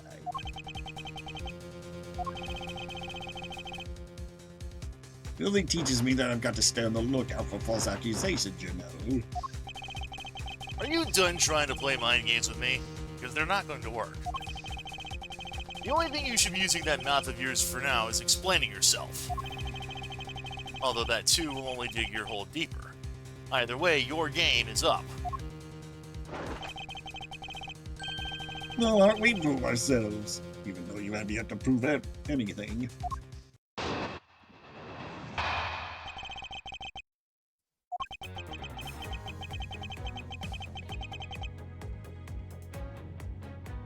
I have no idea what sort of harebrained idea you have in mind, but there's a mountain of evidence that points away from me being the culprit. Besides, how may I ask, do you propose I unlock your door and got in here? Look, I feel bad doing this to you, but I've got work to do, so we're done here. Sorry, but we're not finished yet. Boy, you're stubborn. I suppose you're basing your accusations on something. I'll show you what I'm basing my accusations on. With evidence.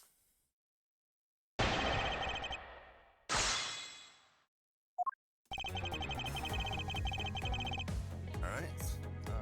On third statement. So, yeah.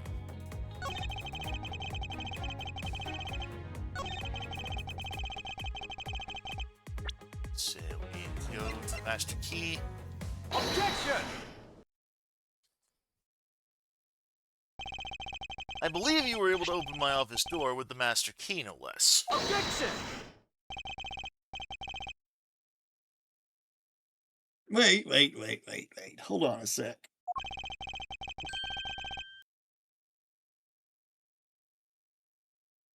I never laid a finger on that key, as you already know.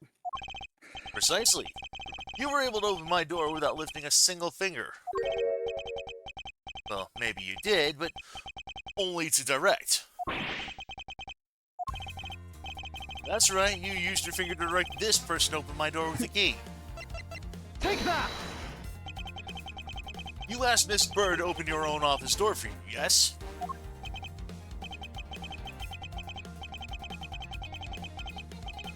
Yeah, I kind of forgot my key at home. That was a bit too often for my taste, you know? But the room you had Miss Bird open at that time was not your own, was it? What?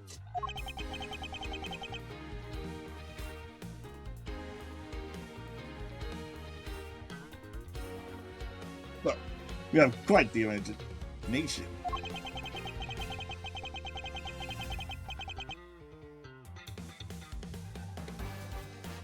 Why don't we ask the girl herself whose door first she opened, shall we? I'm certain that it was Mr. Portsman's door, sir. Check the number plate to make sure I was opening the right door.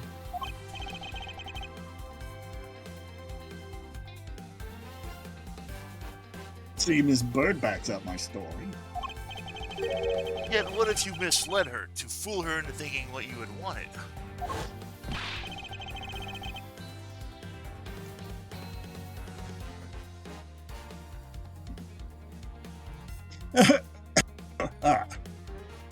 How do you suppose I did that? By switching the number plates on our doors, for example. That's right. They do slide out pretty easily. Furthermore, you then used one thing to give a very strong impression. That the door she was opening was yours and not, in fact, mine. What was it that Mr. Portsman used to make Miss Bride think it was his room? Basketball hoop. Yep. Say... Take that! What? The basketball hoops, sir? It's quite the peculiar fixture in any hallway, let alone a hallway in this building. Which is why it left an unusually strong impression on you. It's an object perfectly suited to sit just outside the office of the peculiar prosecutor.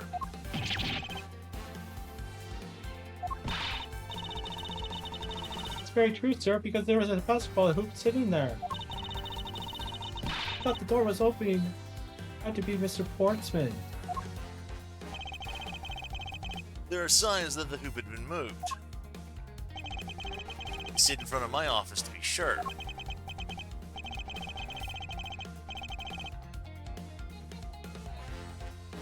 I see, so that's how you show suspicion on people. So that's how you throw suspicion on people. Thanks for the tip.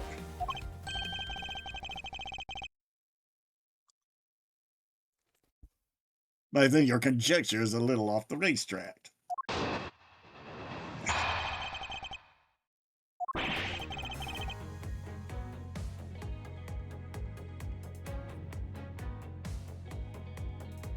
No, you're just spouting nonsense. I had the girl open my office door.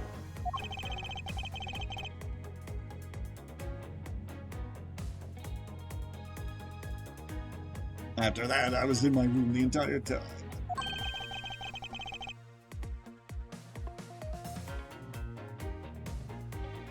Let's see.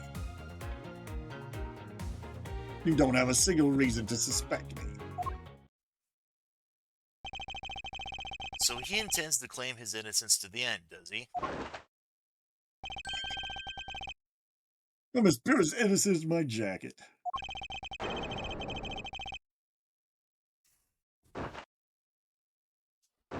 And Miss Bird is as dirty and guilty as the jacket she wears. jacket's not dirty, I'll have you know I just washed it. Please calm down, for I intend to show who is the one truly covered in slime here.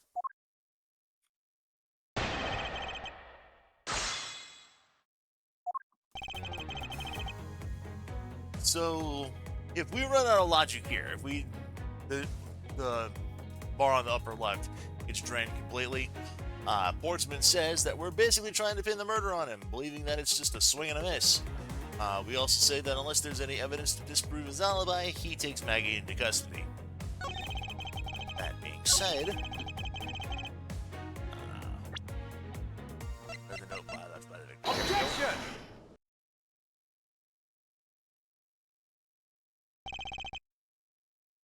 That was a lie.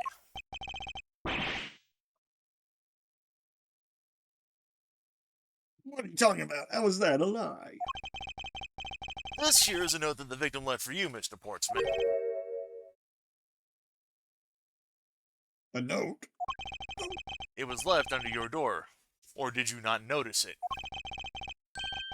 And right here, but it says, but you're out. You were not in your room when the victim came to call on you. So then, where were you and what were you doing?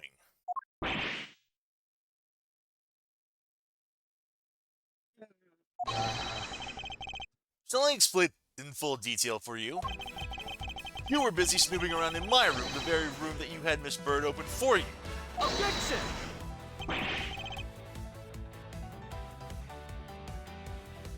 That's just nonsense.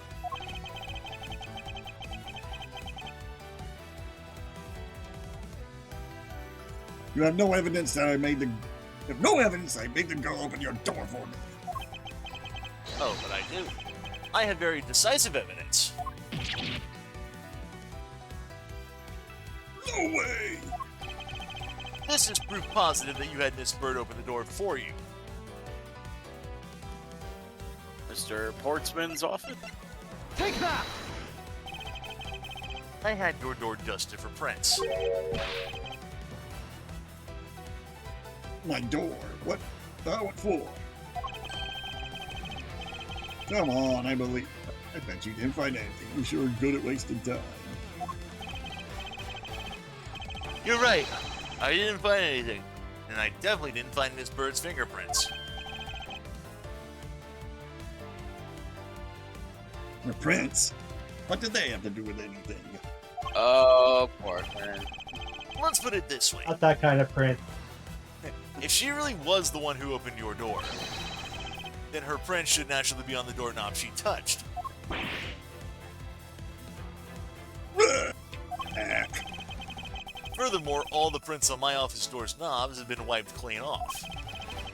I can only assume it's because Miss Bird's fingerprints were on it. Don't you think it's time you gave up your charade? We know you stole into my office with the intent of stealing something from me. And Detective Faith found you out. Possibly because he heard sounds coming from a room whose occupant was on leave. Mr. Portsman, you killed Mr. Faith to silence him.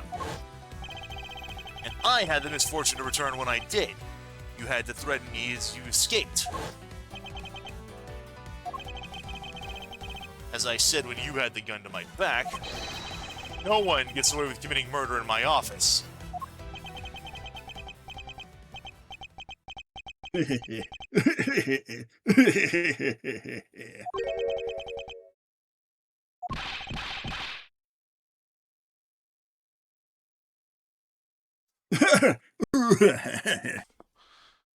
me a sec.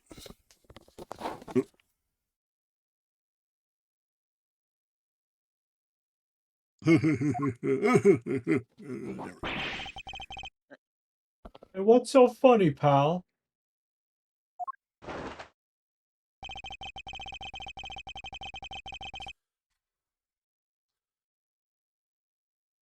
No, that look of stiff seriousness on the face. He's this office's finest prosecutor.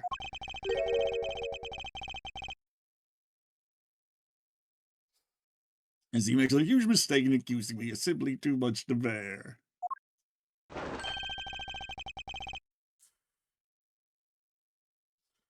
There's just nothing else like it in the world. What? Edgeworth just explained it all, and he even backed it up. You're the murderer. Stop trying to be slippery and just admit the crime.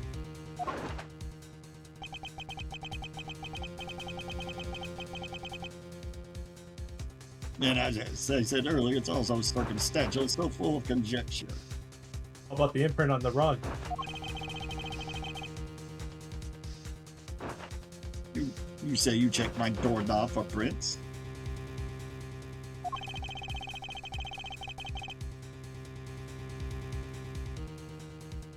Well, I readily confess that I'd wipe that knob down as well.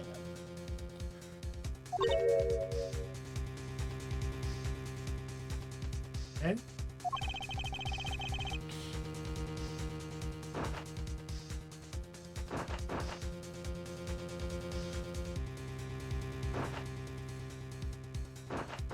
I'm a little obsessive compulsive, you see.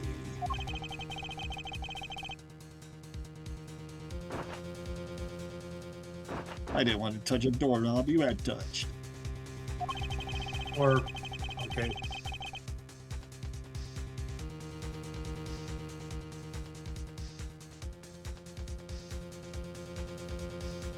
Oh, I'm sorry. It's why I wiped the knob down as soon as I could after you opened the door.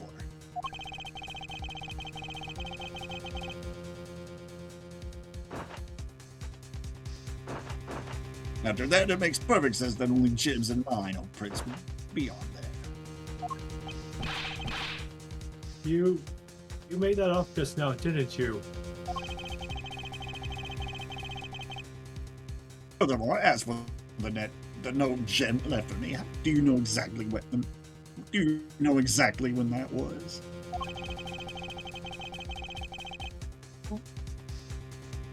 For all we know, you could have left it there before I arrived at the office.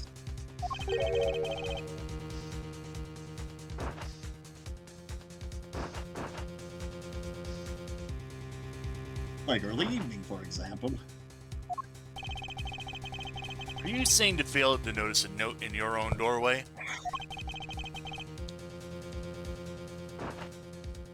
Hey, even geniuses fail at times. I was probably too preoccupied by work-related matters, although that's no excuse. No, it's just a fault-out lie. There's no way you didn't notice a note that size.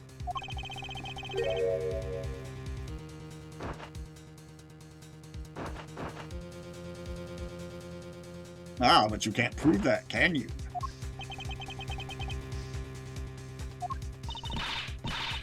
Say something, Mr. Edgeworth. Back me up here, sir. Portsmouth makes a good point. I can't prove that he didn't simply overlook it.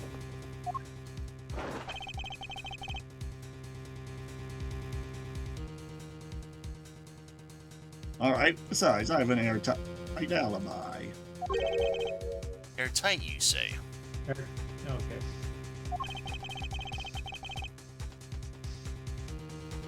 I just realized I had one as we were talking.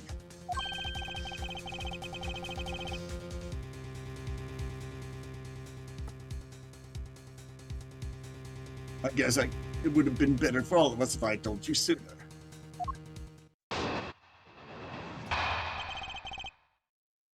I was about to say the imprint of the rug. Yeah. If memory serves, you came back to his office at around 2 a.m., correct?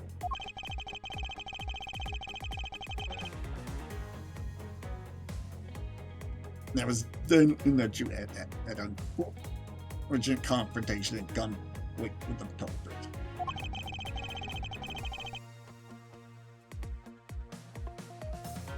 But at exactly that time, I was down in criminal affairs.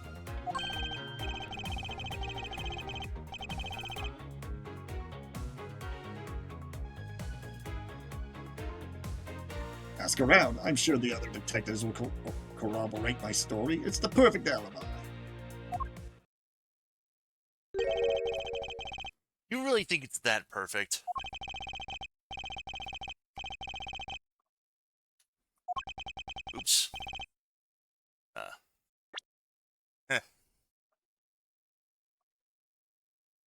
He basically like I said, I don't give a shit. Ask around all you like. You'll see for yourself. Detective Gumshoe. Yes, sir. I'll go check out his alibi, sir. Be right back.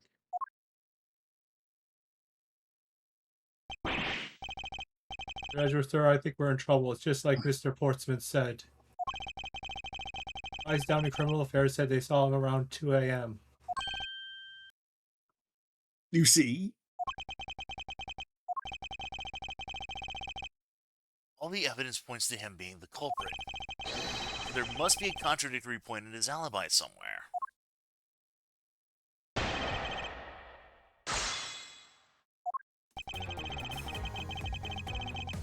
Hold it! You are correct, it was around 2 a.m.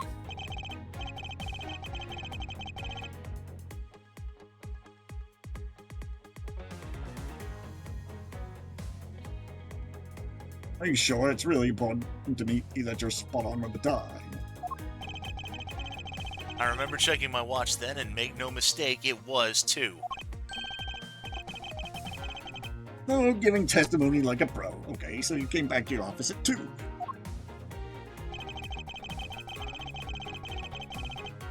Hold it! It is as you say, however.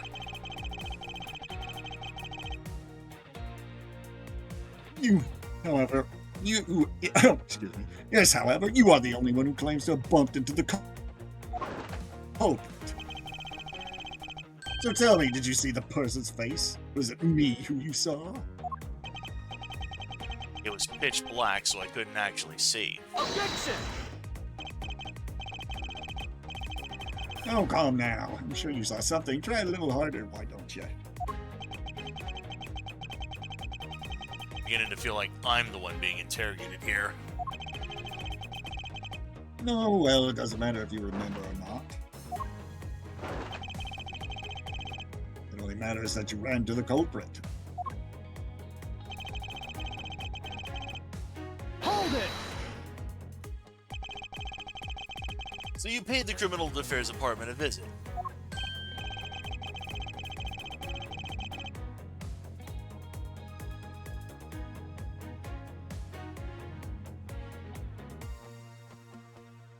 Yep, right after I left the prosecutor's building, I headed straight for the precinct.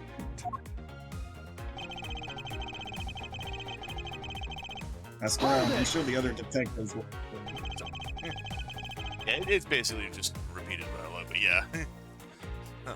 Well, we did go around and ask around to confirm your testimony. Now, it's just as I said, right? Cover for me a minute, radio.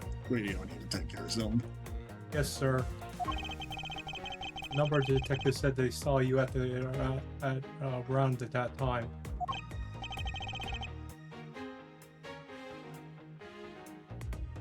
Is radio here? Oh. Yeah, you had to step away. The perfect alibi. That's the ace I had up my sleeve. Sorry if my voice sounds different. Impossible, his voice keeps changing! He actually does have the perfect alibi. What's wrong? Why the sullen look on your face? Can't you say anything back, Mr. Edgeworth? I think we've reached the end of the line, and it's time to get off this crazy train.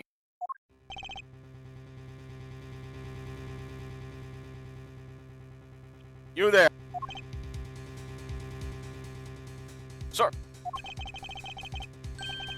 Please escort the young lady out, but remember, be gentle. Maggie! Don't you?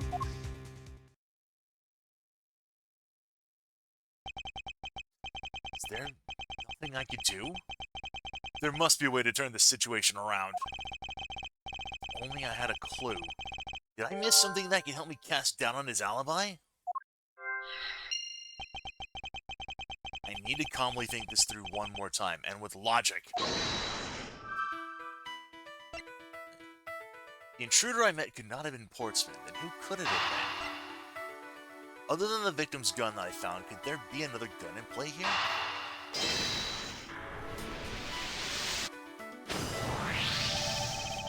There were 2 bullets left here at the scene of the crime. One that robbed Mr. Faith of his life, and one that nearly robbed me of my jacket. However, the murder weapon only shown signs of being fired once, meaning that it's entirely possible that a second gun was used in my office tonight. But seeing as how the killer had to steal Mr. Faith's gun, I doubt that the killer had another gun up their sleeve.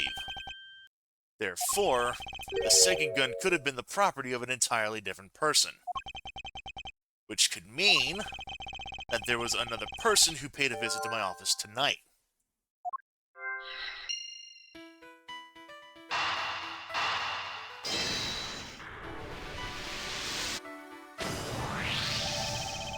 Supposing there was yet another visitor tonight, that would also resolve the issue of why my shelves were upended twice. We know that the shelves were disturbed once before and once after the murder, so it shouldn't be much of a stretch to think that it was also the work of 2 different people. Once by the person who stole the victim's gun and then killed him with it, and once again after the murder by our second culprit, who was the owner of the second gun. If we suppose that the second culprit's gun was the one that was pointed at my back, Objection! Mr. Portsman, it seems I need to amend my assumptions regarding this case. Great! So you finally come to your senses. Mr. Edgeworth? Or what are you saying? This has been a big misunderstanding on my part from the beginning. I had assumed the person I ran into was the killer, but that may not be the case. Oh, hold on. Okay, there we go. What do you mean? The person I ran into was just your average thief. A thief? But sir, doesn't that cause some sort of contradiction in the facts? Not at all. It simply means that the killer was somebody else. And it means that in actuality, 2 culprits stole into my office tonight. What do you mean 2? It explains both why my shelves were disturbed twice, and how there were 2 guns. Mr. Portsman tricked Miss Bird and gained entry into my office. Objection! Now you're just leading the argument. You still don't have any actual proof, you know. If you could please go along with my hypothetical scenario for now, Mr. Portsman. In the end, if you really are innocent, you should have nothing to worry about.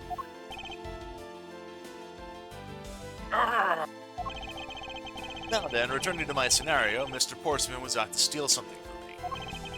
Which is why he checked my secret safe and ransacked my shelves. This is the first time.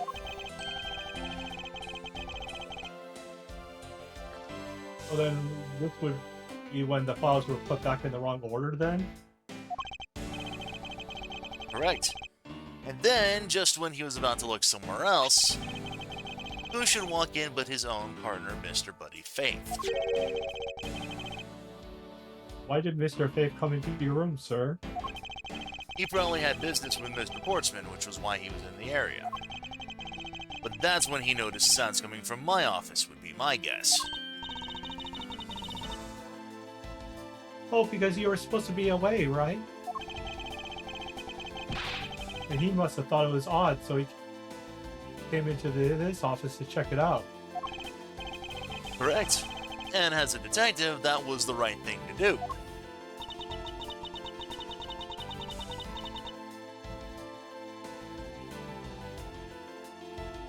When he came in, he found his own partner standing there. Because it was Mr. Portsman, Mr. Faith probably let his guard down. But Mr. Portsman was not so merciful as to let him leave alive. He waited for a chance and stole Mr. Faith's gun from him, and then killed him. He silenced Mr. Faith for catching him in the act of stealing.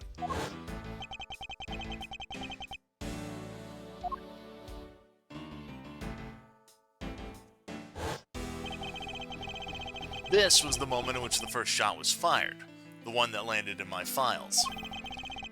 Following that, Mr. Portsman wiped the gun down and left it behind as he made his exit. He could afford to do that because he'd also left the fake dying message behind. Such a complicated troublemaker, you know that? If things were as simple as that, then all would be solved. However, there was yet another visitor to my room, and this is where things get complicated. There was another? Visitor, sir?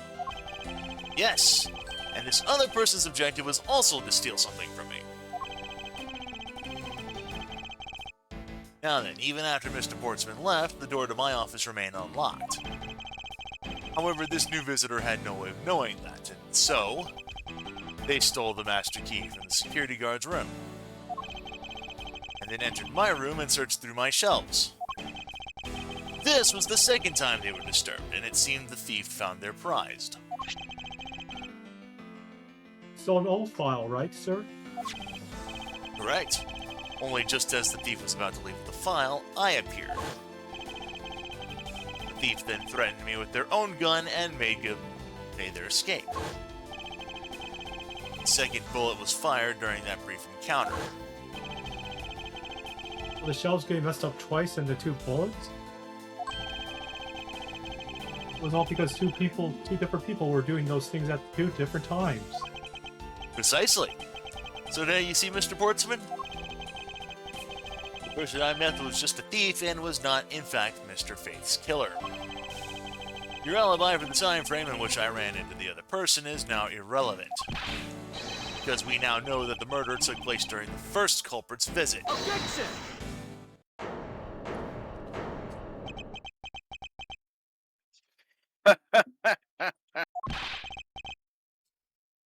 It's so funny, pal. Absolutely splendid. Your scenario explains everything.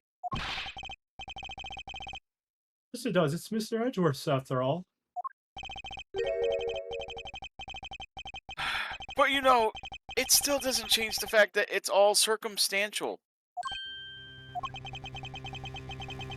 Supposedly if, and that's a big if, your theory's right, it would indeed render my alibi, which has withstood scrutiny, mind you, irrelevant.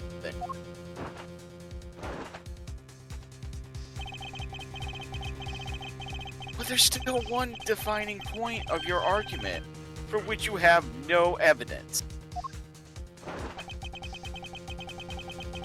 Your supposition that I was first visitor. I think it's pronounced supposition, but Supposition. Yeah. Sorry. Mr. Edgeworth, you can't get away with that, sir. but he has a point. I have absolutely no proof at this point. Don't say that, sir. I don't believe this. Don't worry, Maggie. I'll do something if I must. You know something? I find your attitude to be somewhat peculiar, Mr. Edgeworth. If the person you met really was just a plain old thief, then why is that person not your main suspect? That is, if your theory's correct.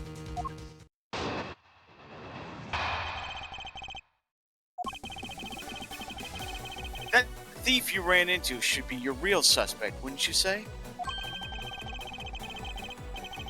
We should be out there looking for that thief right now. They might still be nearby. I hate to repeat myself, but as I already said, I was training in my room.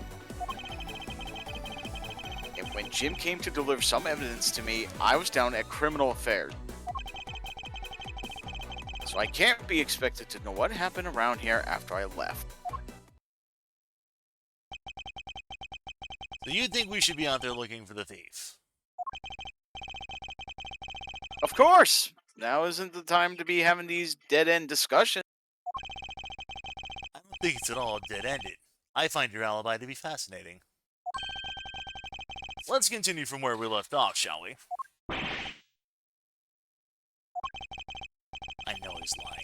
I know he was here at the scene of the crime. I just have to find a way to prove it. I just thought I meant to bring this up earlier, but what if there's a second indent where he put the basketball hoop outside of Edgeworth store? No, that wouldn't make sense because it wasn't as long there as it was at the previous spawn. Yeah. Yep. You want to press the state? Hold it! Now that I think about it. Why didn't you go there with Mr. Fate? Ah, that's because he said he was tired and he was going to take a quick nap. You know, those sofas in the hallway, he likes to sleep on those. It's one of his habits. And what of the evidence he brought? There were things related to yesterday's case. Just 2 items, a gun and a pendant. Interesting. This piece of testimony seems too crucial to let slip through the cracks. Oh, I remember my true suspicion too. He said he was OCD or something of that sort. Compulsive disorder. Like he put the books in the wrong order because that's what he thought they were. He brought me 2 items, a gun and a pendant, that are related to yesterday's case. Objection! Only 2 pieces. I believe the proper phrase here is, you fail. Excuse me? You fail as a prosecutor, Mr. Portsman, as you intend to keep evidence hidden from me. What are you talking about? I haven't hidden anything from you. Well, here's a piece I think you should read. Carefully.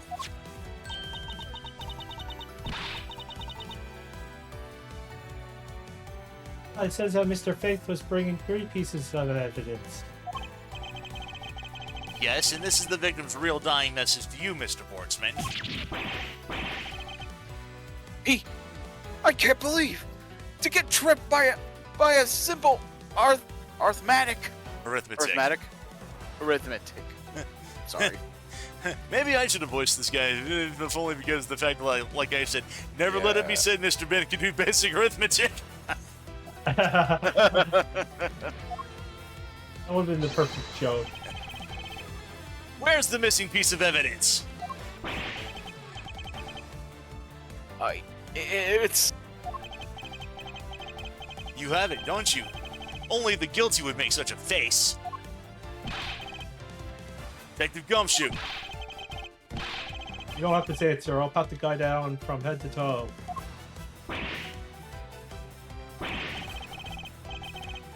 Don't come any closer, I'm warning you! This is all part of the investigation, so you don't even have to think about stopping me. No! Hey, what's this? You had this on him, sir. Despite what you said, it would appear that you do have something to hide. Why would he hide something like that? Only reason why anyone would hide evidence of this caliber. Because it would unequivocally point to that person himself as a real killer.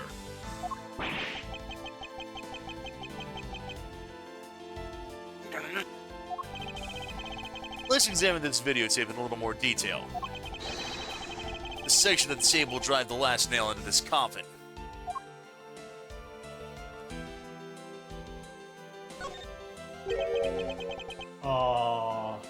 AG8 incident? That's the police case number 3. Does that mean this video is evidence from this case? Interesting.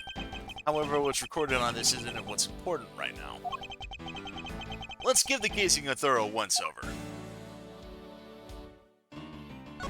It's on the back. Oh, there's blood, isn't it? It's blood, isn't it? Yes, and I believe this is what the good prosecutor was attempting to hide from us. This blood is still fresh. You mean this might be Detective Faith's blood?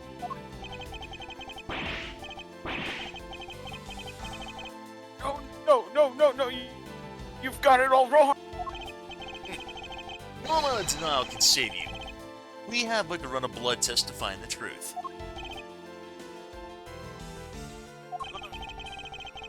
You told us that you had received evidence from the victim earlier. Now you will tell us when and how did the victim's blood find its way onto this video. Yeah, it's totally suspicious. Was it at the moment of his death? Did Detective Faith had this videotape on his personage when you killed him? You know very well there's no way to prove that. Not even if we were to examine this tape for fingerprints?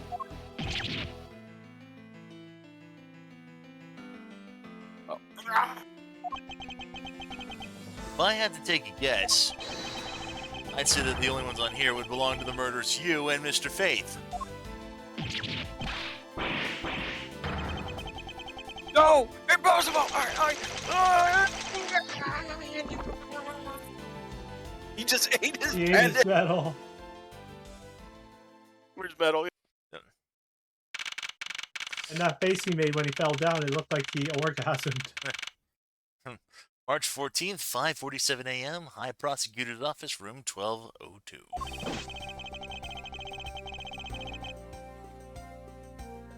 For a second there, I thought he was going to bring up how the books were brought up the way differently because he mentioned OCD. So I thought, that was going to play a part in there, but no. Mr. Portsman has been placed under arrest for the murder of Detective Buddy Faith, sir. Very good. And the results we got back from lab tests on the tape turned out to be real solid, sir. Blood work came back and it was definitely Mr. Faith's blood on there. I suppose they were also able to lift a few of Mr. Faith's fingerprints as well. Thank you so very much, Mr. Edgeworth. Still can't believe I got to see your cool deduction skills outside the courtroom. I'm impressed beyond words, Sir E. It was nothing. I'm just sorry you got caught up in a murder in my office. It won't be the last.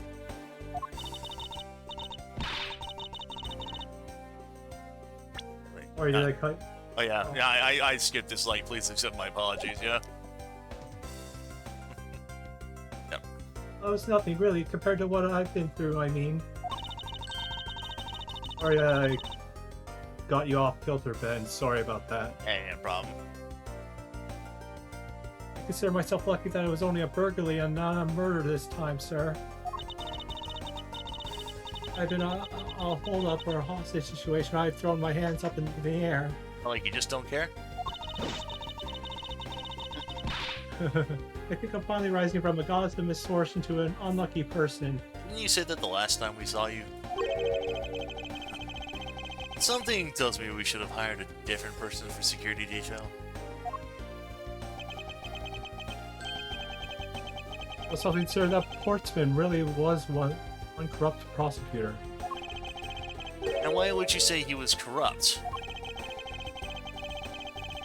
Well, I heard that there was a number of suspicious things related to his court cases. There's even rumors about how some of the evidence he uses is forged, sir. Forged evidence, huh? They say he even decided not to prosecute a few cases for some really vague reasons.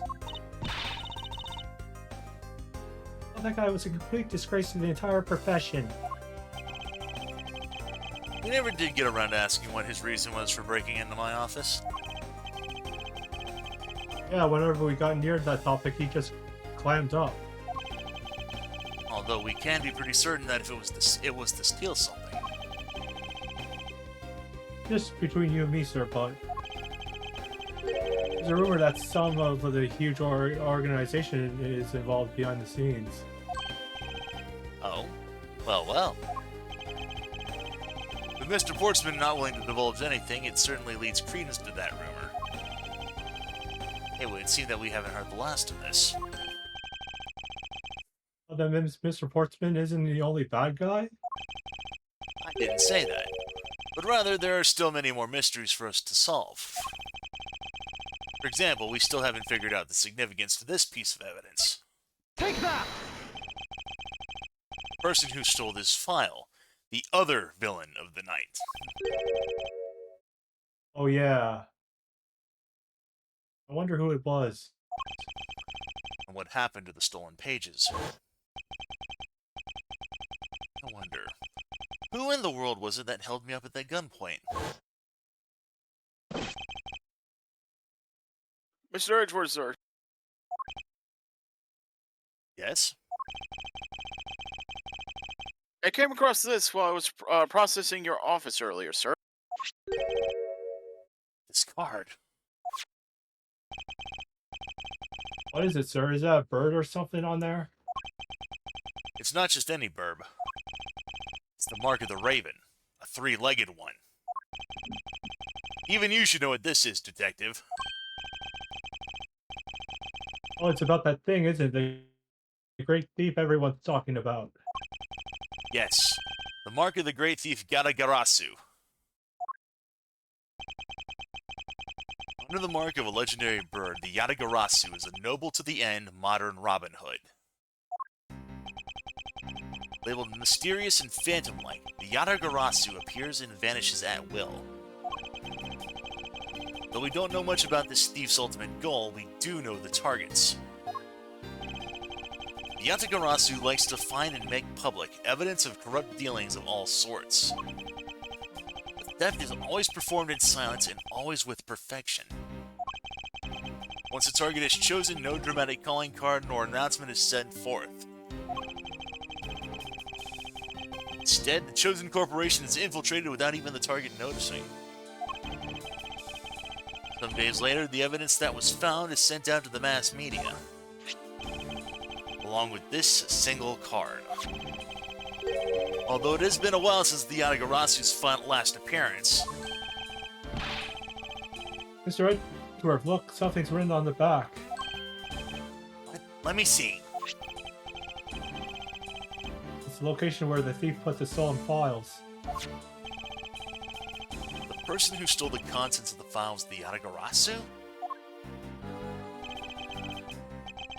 Yatagarasu, organization. Quite a few words are popping up in this mystery. Or not be Organization 13. Murder in my office. Return of the great thief Yatagarasu. Looking back, I can't say I didn't see these events coming. But they were heralded by the incidents that began to occur 2 days prior.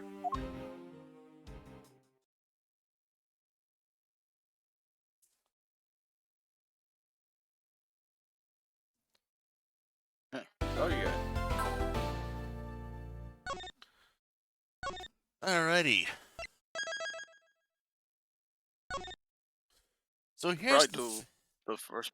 I was about to say, now we have an option here. We only got about, what, hour and 20? Hour 15. Yeah. Do we want to go ahead and jump into Turnabout Airlines? Let's see. I don't know how long this is going to You'd take like- us. Hey, we could do the first part probably, at least. Because this one actually has 4 segments. We've got the beginning, the middle, and then 2 parts of the end. So yeah.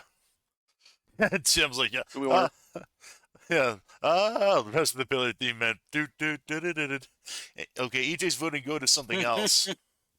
So let's say we got at least 1 vote to start it, 1 vote for maybe something else. else. All right. Save it for another Sunday. Okay. Usually I would want to continue, but in case we lose power, maybe we should stop here. Okay. Yeah. Maybe not a bad idea then. So. I mean, I'm perfectly fine with power as it is. I was worried that I was going to lose power at some point tonight, but we haven't had any problems thus far. Yeah. So yeah. Yeah, same here. And actually, it stopped snowing for a bit here right now. But Wish I could say the same for me, but my connection's still strong, so I'm not too worried. yeah. So But I'm just not feeling like continuing like but usually I would, but I just don't feel like continuing on tonight. so yeah. All right. So I do want to mention that we have 4 new people that are going to be coming up to, well, at least 3 new people that are going to be uh available for voicing. We have a familiar character, and of Yeah. course, I'm going to be Yeah, voicing that's still what says it all. So yeah. Yep, you can pretty much tell who that is. Yep. So yeah, we got a new person coming in, or at least a returning person. So we'll go ahead. Yep. We'll call that there for We can each. yeah. Yeah, I was gonna say for the new characters, we can give each one of you guys a character to voice. So yeah. So Yep, just so that everyone can get a voice.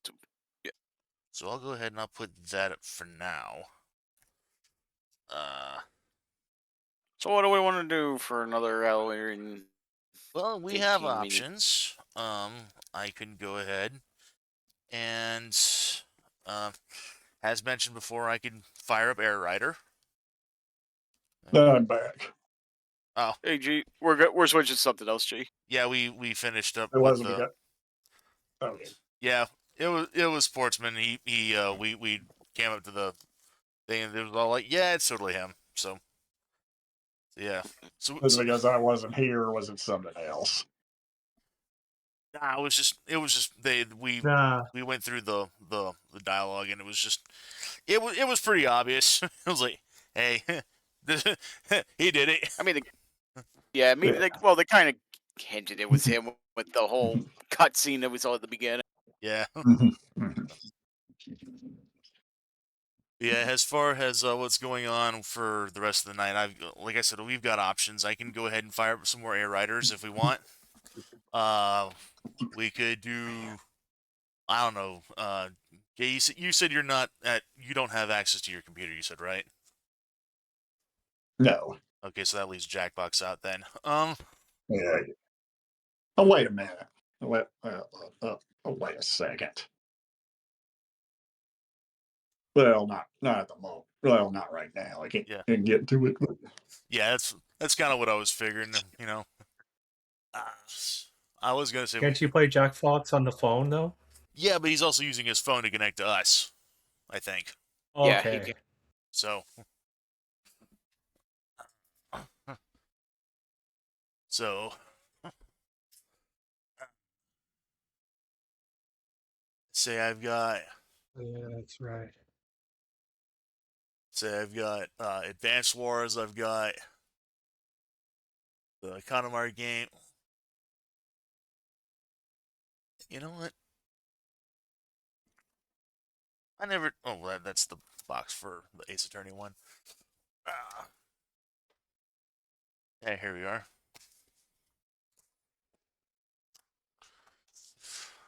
So what you doing? I'll go ahead and I'll show this off since we did determine that I Oh, did, Katamar. did the first game, but not the second. I'll just go ahead and I'll showcase this off. Yeah, I don't think you did the second. Yeah, I clearly remember you didn't do the second. I did know you did the first. Uh,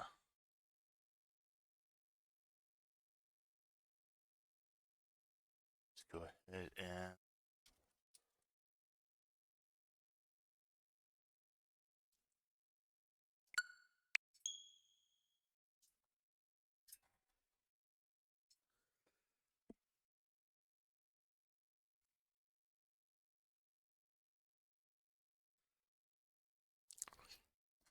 Bandai Bamco.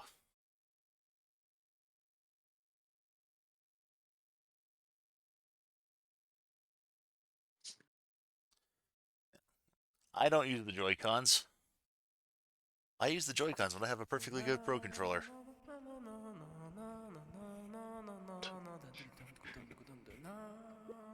Say.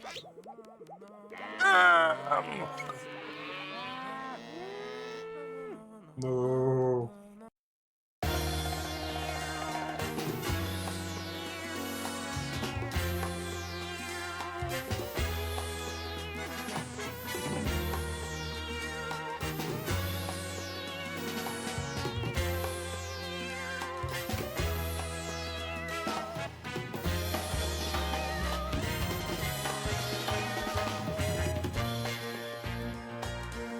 Can reach the sunshine. Na na na na na na na na na. Katamari on the swing. I don't know if I've ever mentioned this before, but Katamari is one of my favorite games. It's just so fucking trippy.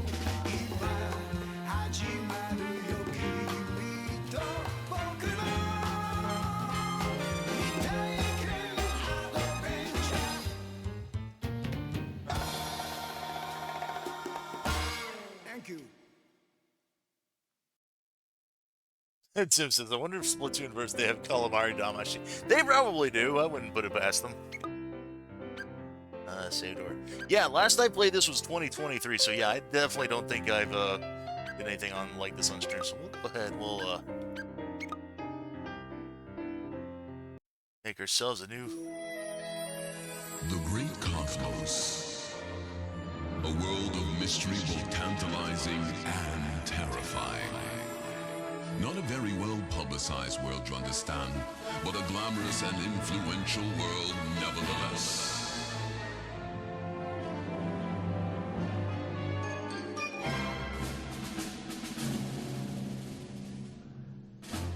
Bold yet sensitive and rugged to boot.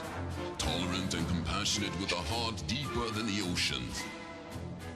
Such is the great cosmos, and the king that rules over it is marvelous to behold. Except for the one time that he destroyed all the stars in the universe. No big deal, really. Having come to and realized the folly of his ways, the wisest of kings sent to the planet Earth his beloved son, the prince, and commanded him to make a Katamari of ample proportions.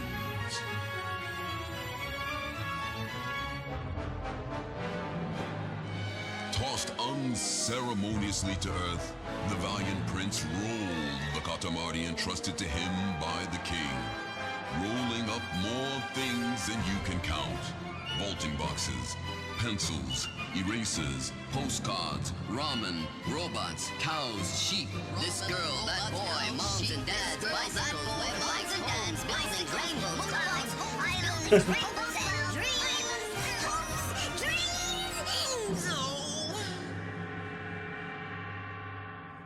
The prince rolled them all up, rolled and rolled until the Katamari was big enough to be lifted up to space to replace the shiny stars that were so grievously lost. And that, dear friends, was the plot and purpose of the fabulous game called Katamari Damacy. Its popularity recognized no boundaries or borders, and it rolled right out of the game to bundle away the many and sundry ills that blight the modern world. Overnight, the king found himself a superstar. The adulation of the crowd knew no limits. I want to meet the king. I think he should be bigger. The king is so cool. I want to roll up more stuff.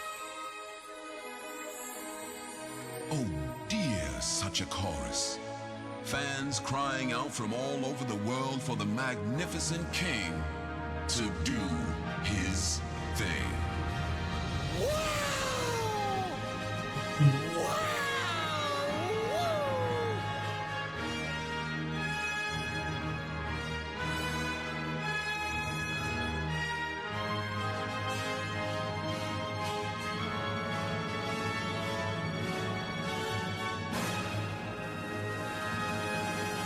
Still not enough stars out here.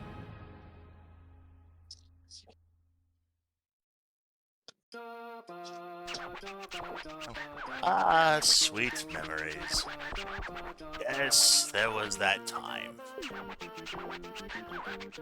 That time we smashed all the stars in the sky. Oh, it's like something out of a dream.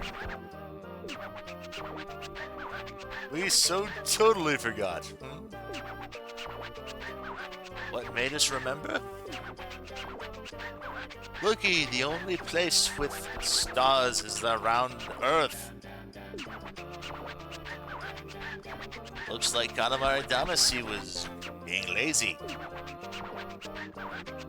Looks like Katamari Damacy had everyone fooled. What impresses us all over is the scale of destruction we wrought. We were on a roll, yes we were. Fierce and fabulous we certainly were. We were really something, yes, yes. Oh, speaking of something, here's a tidbit. Not that we get it, but it seems we're quite a hit.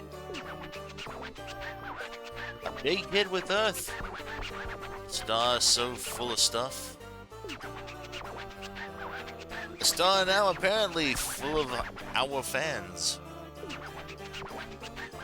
Prince. What do you think they love about us? Our looks? Our tights? Our moustache? Oh, Eureka! We've got it! It's our chin, yes? That must be, yes, must be! Our chin is so magnificent. Earth is full of dedicated followers of our chin. I want to hold your chin. Let me feel your goatee. They ask so nicely, so passionately. How can we say no? So now, our prince, you must go to Earth and grant our fans their wishes. Their wishes are our chin's commands. Our chin's commands are our wishes. And so on and so forth.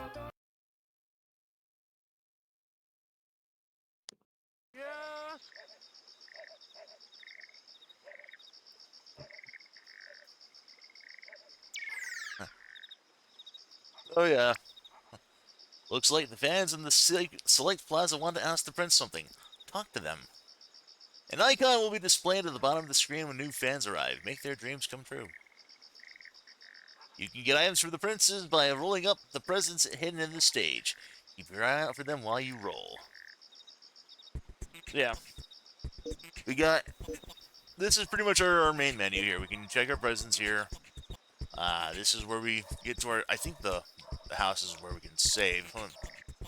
Or maybe not. But yeah, this is our options.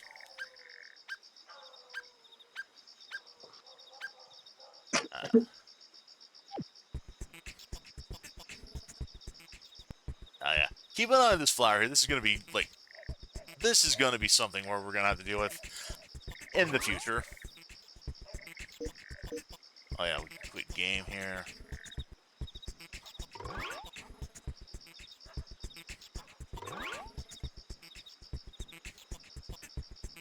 Yeah, we can't do anything with any of these right at the moment because, but yeah, this is where we like find a bunch of our. I forgot. How do I do this? Nice to meet you, Your Highness. Katamari Damacy is fun.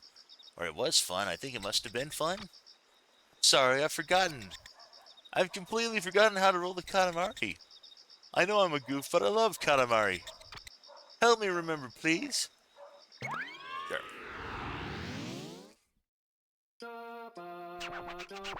Alrighty, let's leave our fans on Earth to the Prince. Now, where shall we go and play?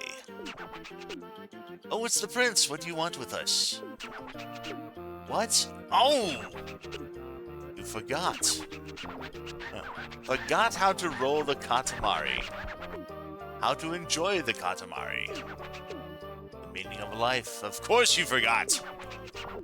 It's things you can't forget that make you hurt. We think it may be better not to dredge things up. Alright, this is cool. Cool. No, it's important to remember. No, it's crucial to remember, yes. We'll just try and think back, yes. Yeah, here's our tutorial.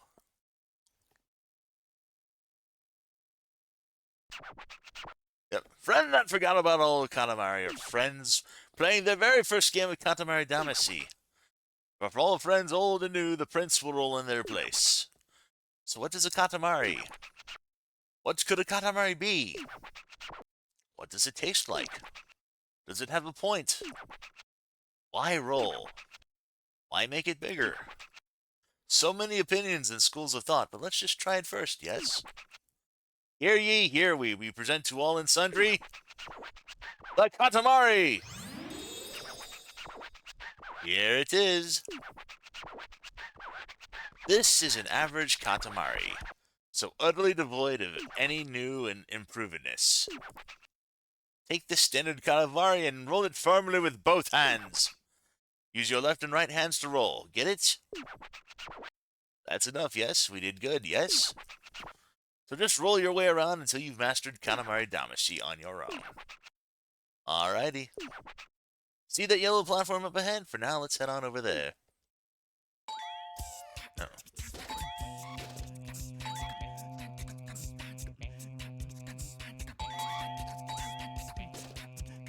Just, come on. Oh, yes, you got up there. Good, good, you're so smart.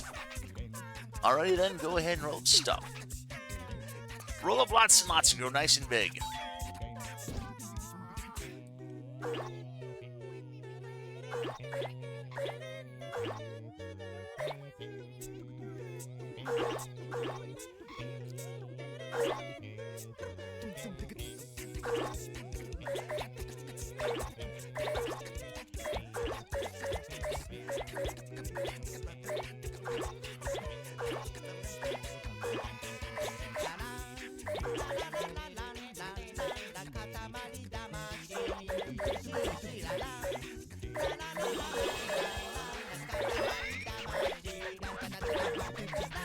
Oh, you've grown. Good. Good. You're so cute. Katamari, that's big. You can climb up even higher.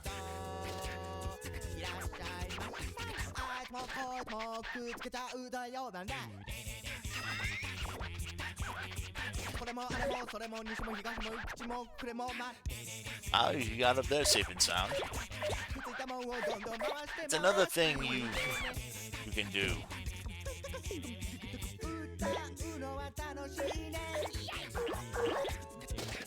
Oh.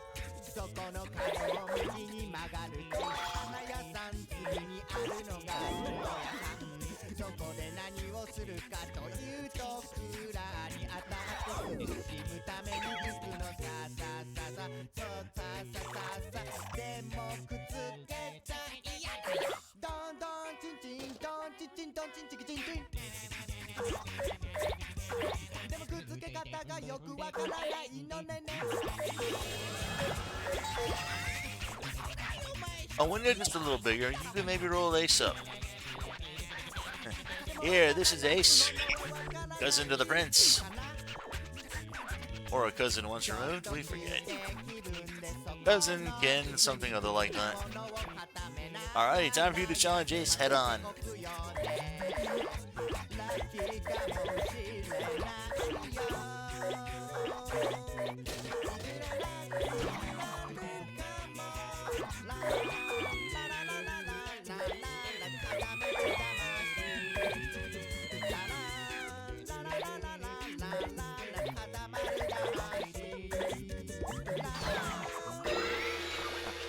Fabulous!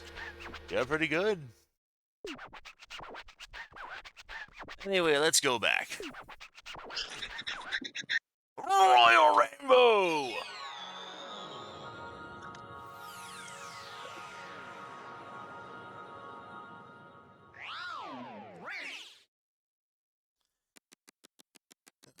Tutorial star. Was it like this, Katamari Damacy? Honestly, this is not what we were thinking of. But it looks kind of fun. A kind of sort of fun game. 17 centimeters. Let me see. We are a little touched. So big and just from a training run. An unbelievable size. Astonishing, really. Very and truly fabulous. Oh, it's Cousin Ace. What were you doing on Earth? Well, you were at the tutorial stage. We have no idea what you're talking about. This calamari feels strange-ish. Not that we understand if that's a good thing or not. Wow, I remembered everything. Really everything this time. It's totally the best, Katamari Damacy. Your Highness, thank you so much. This calamari is the token of my thanks. I'd love to offer it to you. Ooh, really? You're giving it to us? Seriously? Fabulous! Thank you, we are so pleased. What should we do with it? Oh! We can pop it into the cosmos. Yes, that's what we'll do.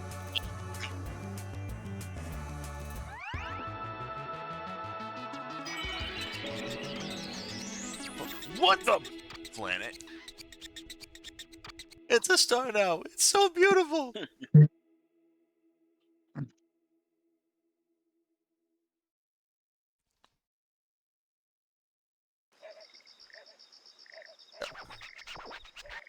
We totally forgot to tell you, but this is the Select Plaza.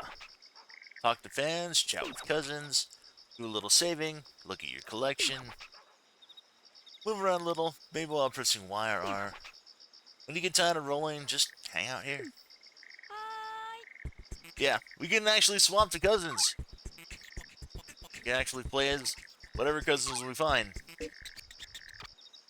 Hello, Your Highness, I just love you. That beard, that nose, chin, style, crown. I love it all, but I love the royal rainbow the best of all. My dream is to see a real live one. Please show it to me.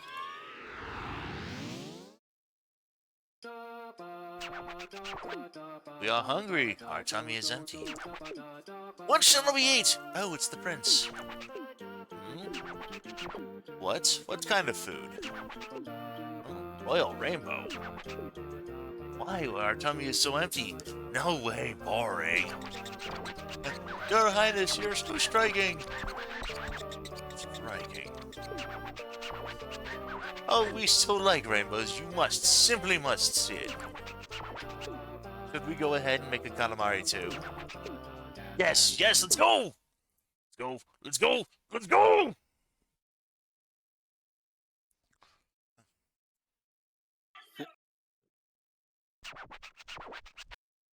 We're hungry. Oh, let's roll here. This is an Earth home, so unbelievably small. Plenty spacious for the prince, but not so much for us. Oh, we forgot about the calamari. How about 3 more minutes to make a 15 centimeter big calamari? If you can manage, that would be nice. Alrighty, it's all yours now. Oh, first ever roll up. A 120. It's, yeah, January 25th. Today is January 25th, your roll up anniversary. Huh. Congratulations.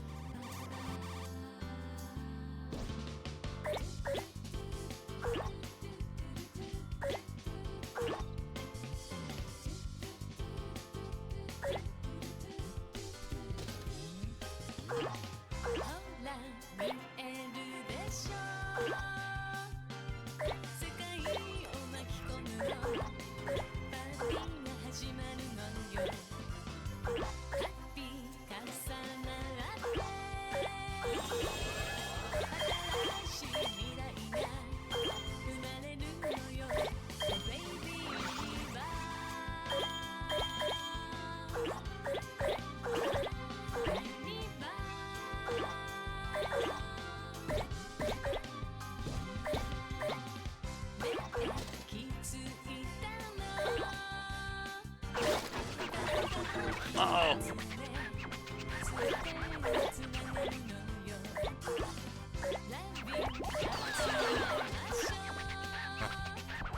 It's second cousin Macho. Let's stop getting out of the way.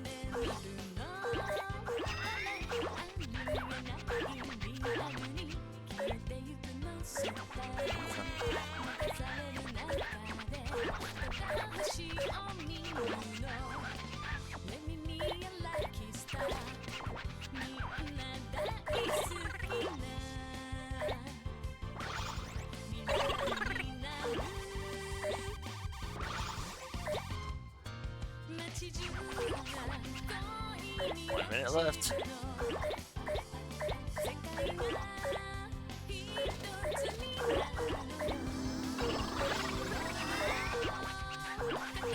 Centimeter already. Only 15 centimeters. Huh. We asked for a 15 centimeter Katamari. Really? We're very hungry and can't remember so well.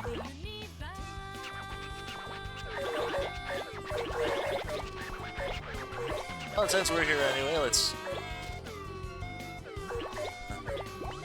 make it bigger. Always bigger.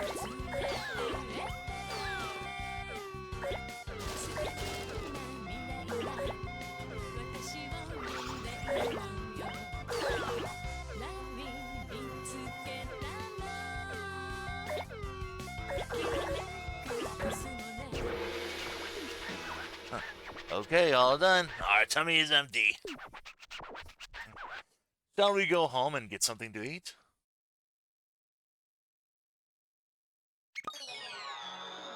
Yes.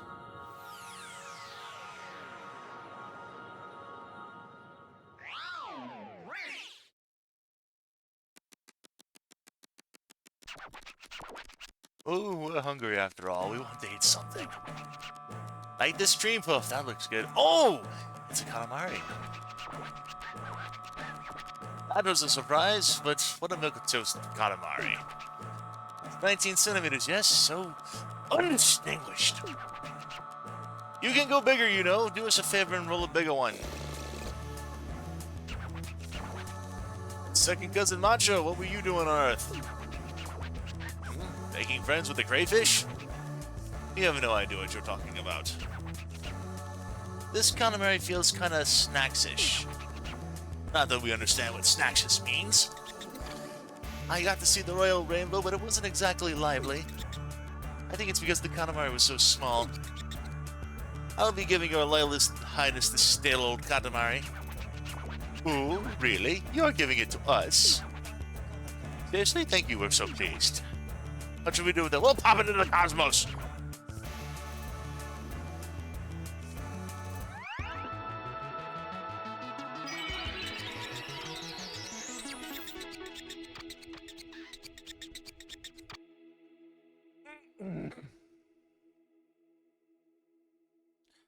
Wow.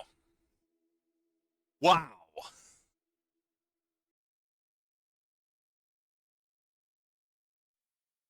Chapter 1, The Path of the Lion.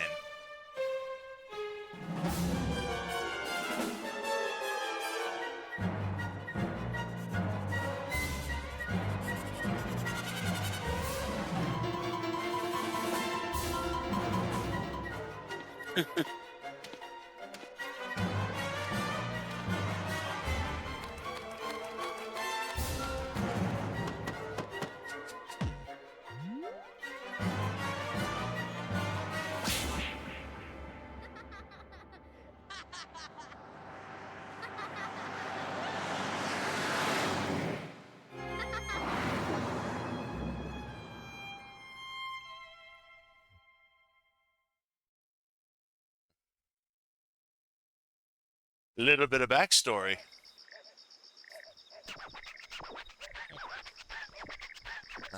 That storyboard was quite interesting.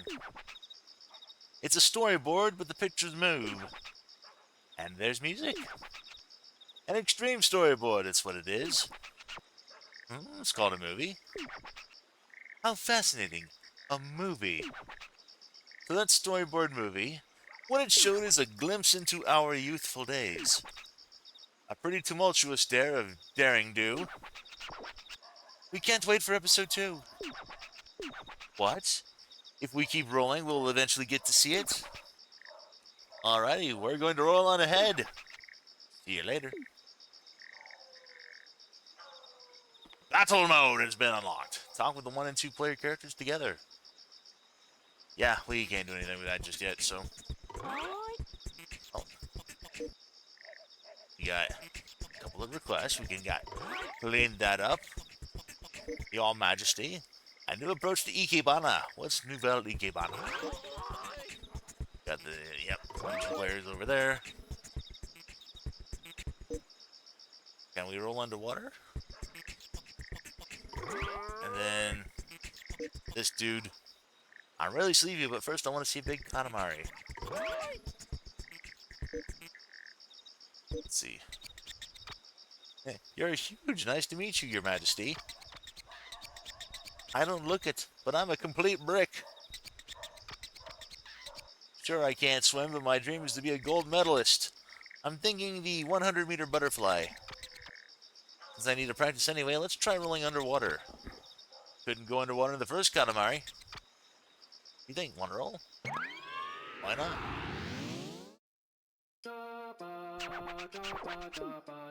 Oh, fresh air. Look, the majesty of nature. We prefer the mountains to the beach. What about you, Prince? Water? Underwater? Not the mountains nor the beach? Well, there goes our vacation, Buzz. Gentlemen, Darcy's great takes the gold medal! Gold medal. No, you're right. Nothing can happen without water. The oceans, the mountains, we all owe our existence to water. Come, let's go rolling underwater.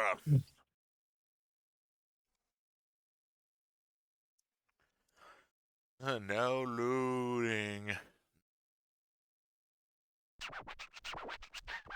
Glug glug. Under the sea. Blah blah blah blah. Wowies, it's an amazing place. You can breathe, the prince? Oh, snorkel, of course. Forget about the Katamari. 6 minutes. Create an 80-centimeter Katamari.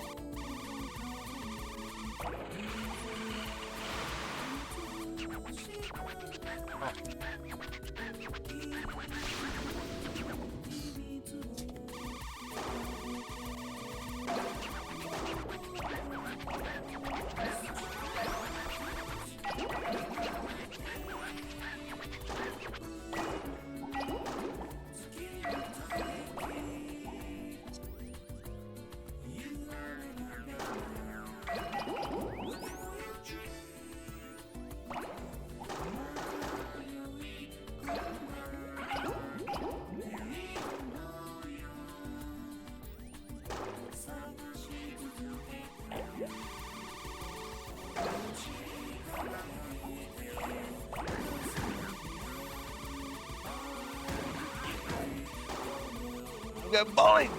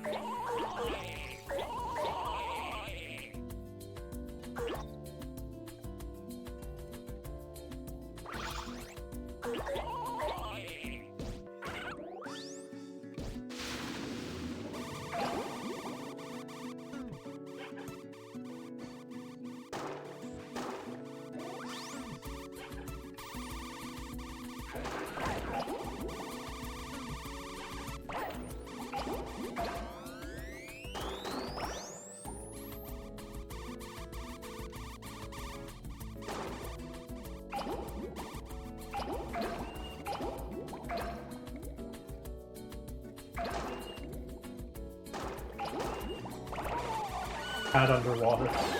Yeah.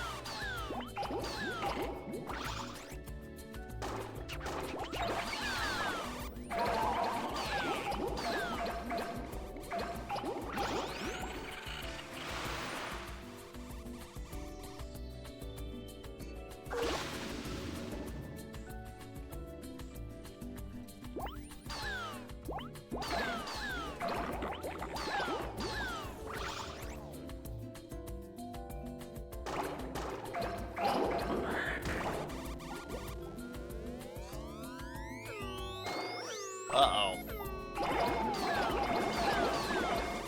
Oh. Well, at least we get to show off what happens when you fail.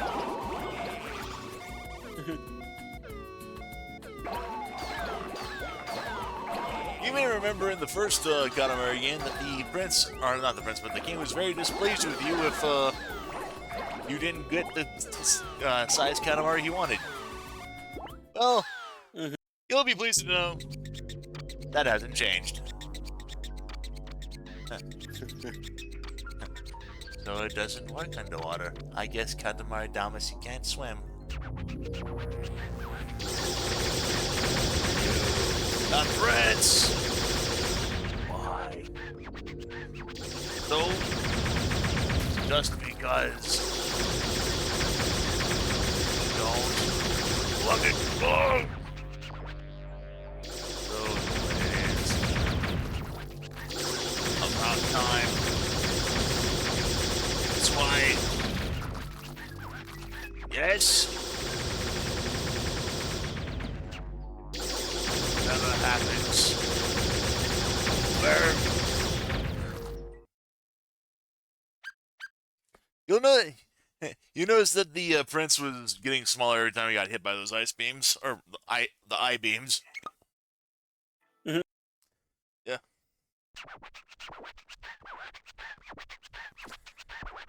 Oh, it's kind of a waste. This Katamari's kind of a waste. Yeah, kind of a biggish, but it's kind of a waste. We should try to recycle it. Or we could turn it to stardust. This will make this universe so much prettier.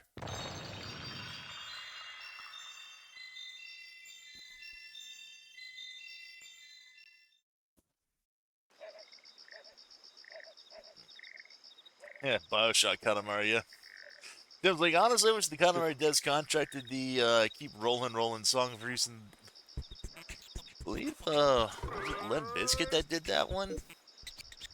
As long as you can set the background music increase as you play the game. Set your favorite song in the background music using X. Hey, King Dude. You're so cool and relaxed, lounging around as usual. I love Katamari Damacy. I love how mellow it is. So I'm copying Katamari Damacy and just lounging around. Oh, but I'm falling asleep. But before I do, I want to see a real Katamari. Come on, dude, show me.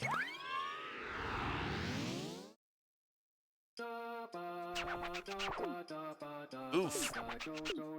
We were asleep. Were our eyes open? Oh, the prince. What? What? He wants to see a Katamari before he goes to bed? Actually, that sounds pretty much like not a bad idea. I think we'll go ahead and we'll do this level and then probably call it for the night. Okay. Yeah. What? Are you serious? No, this Katamari Damacy. This is Katamari Damacy. We're not that easy. We work hard at rolling, you know. No, not possible. Cannot be done, no. Your Highness is the best. Best.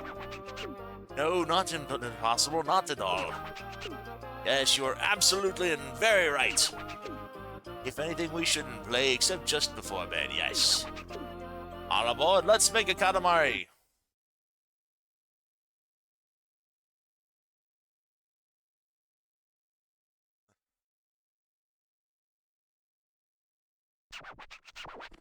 So sleepy after all. Let's roll here. It's a room again, but let's just work on getting it big. If you make it bigger, you can roll it in lots of other places. Let's see. How about 6 minutes to create a 40 centimeter Katamari? We could easily hit that. Oh, maybe not. We're starting at 5 centimeters. Okay. I'll be right back.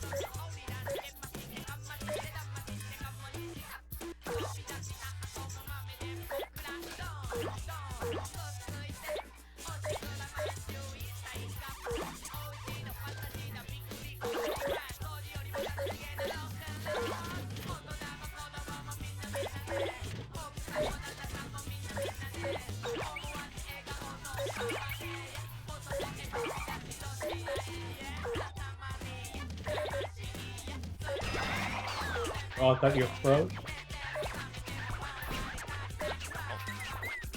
Roll that faster, you'll miss everything that moves.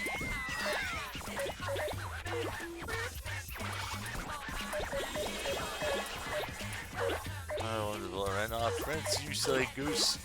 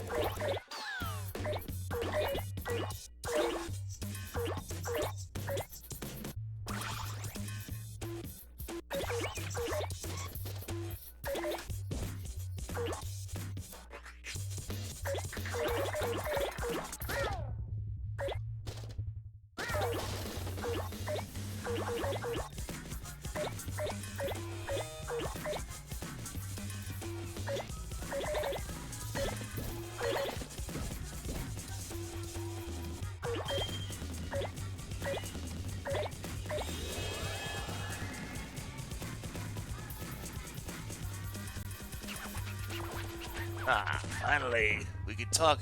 We're having a little trouble with loading. We can't talk during loading, you know? We finally have our voice back, but we can't talk when it first starts loading.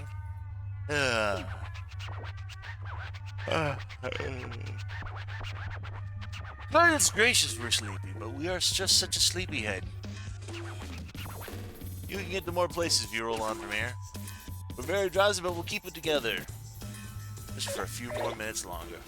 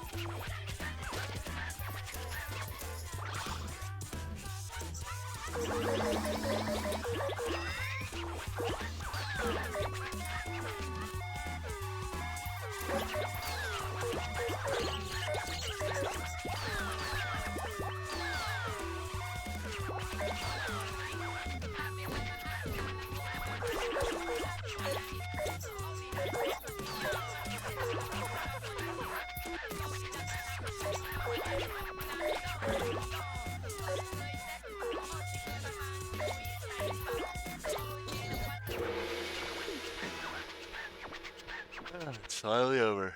Really, too sleepy. So nice the Katamari is done. Yes, let's go home.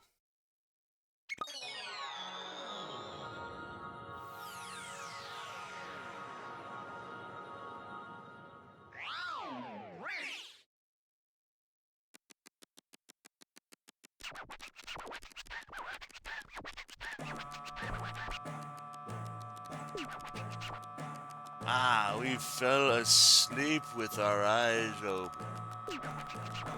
Oh, it's a Katamari. Came out of nowhere. We were surprised at first, but it comes in a little short. Really, 59 centimeters, 1 millimeter. You couldn't have made it a bit larger, yes? You can make it more grande, yes? Make the biggest Katamari ever. This feels... Katamari feels necessities-ish. Not that it sounds very nice. I'm still sleepy. I'm kind of still dreaming. I like it the Katamari's so small. You can have this one, dude. Oh, you're giving it to us? Seriously fabulous! Thank you. We are thus so very pleased. What should we do with it? Hop it in the sky. Away with ye!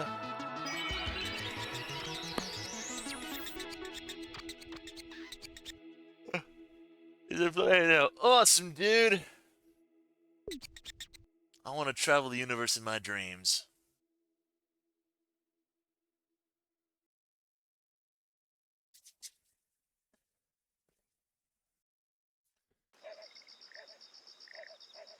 Alrighty.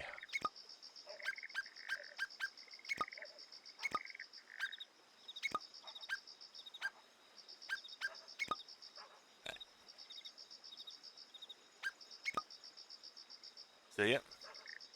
Funny thing is that unlike the last game where it's only the prince waving by you, if you have on the screen where there's a bunch of people, like requesters and cousins, everyone waves by to you. Oh, Oh, nice. Yeah.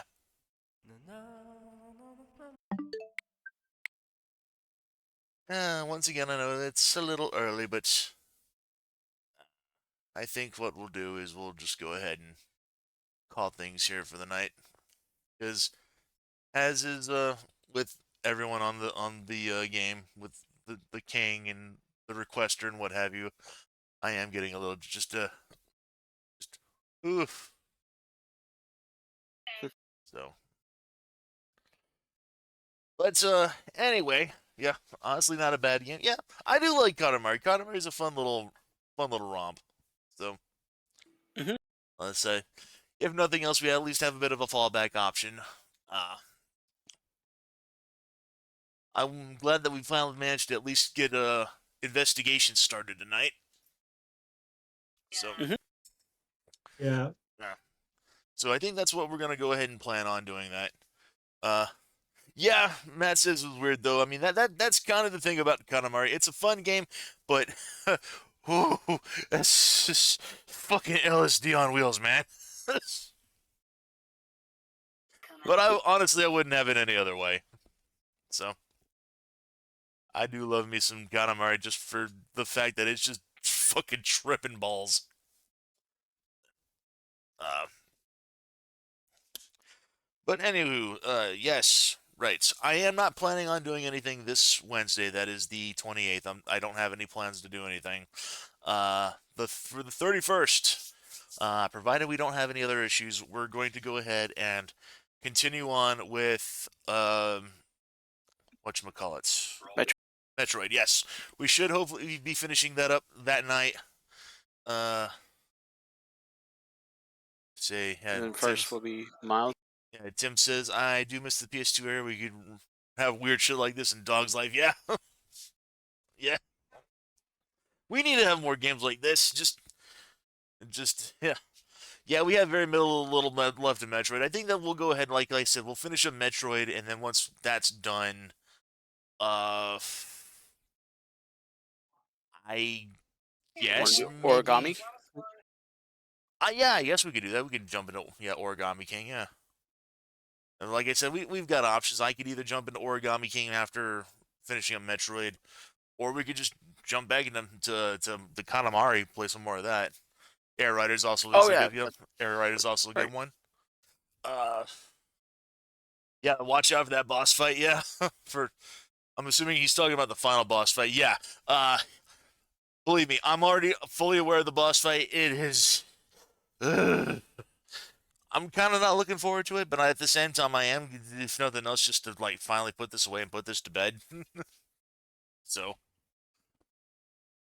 but like I said, it depends on. Yeah, Katamari should do a Kirby crossover. a lot,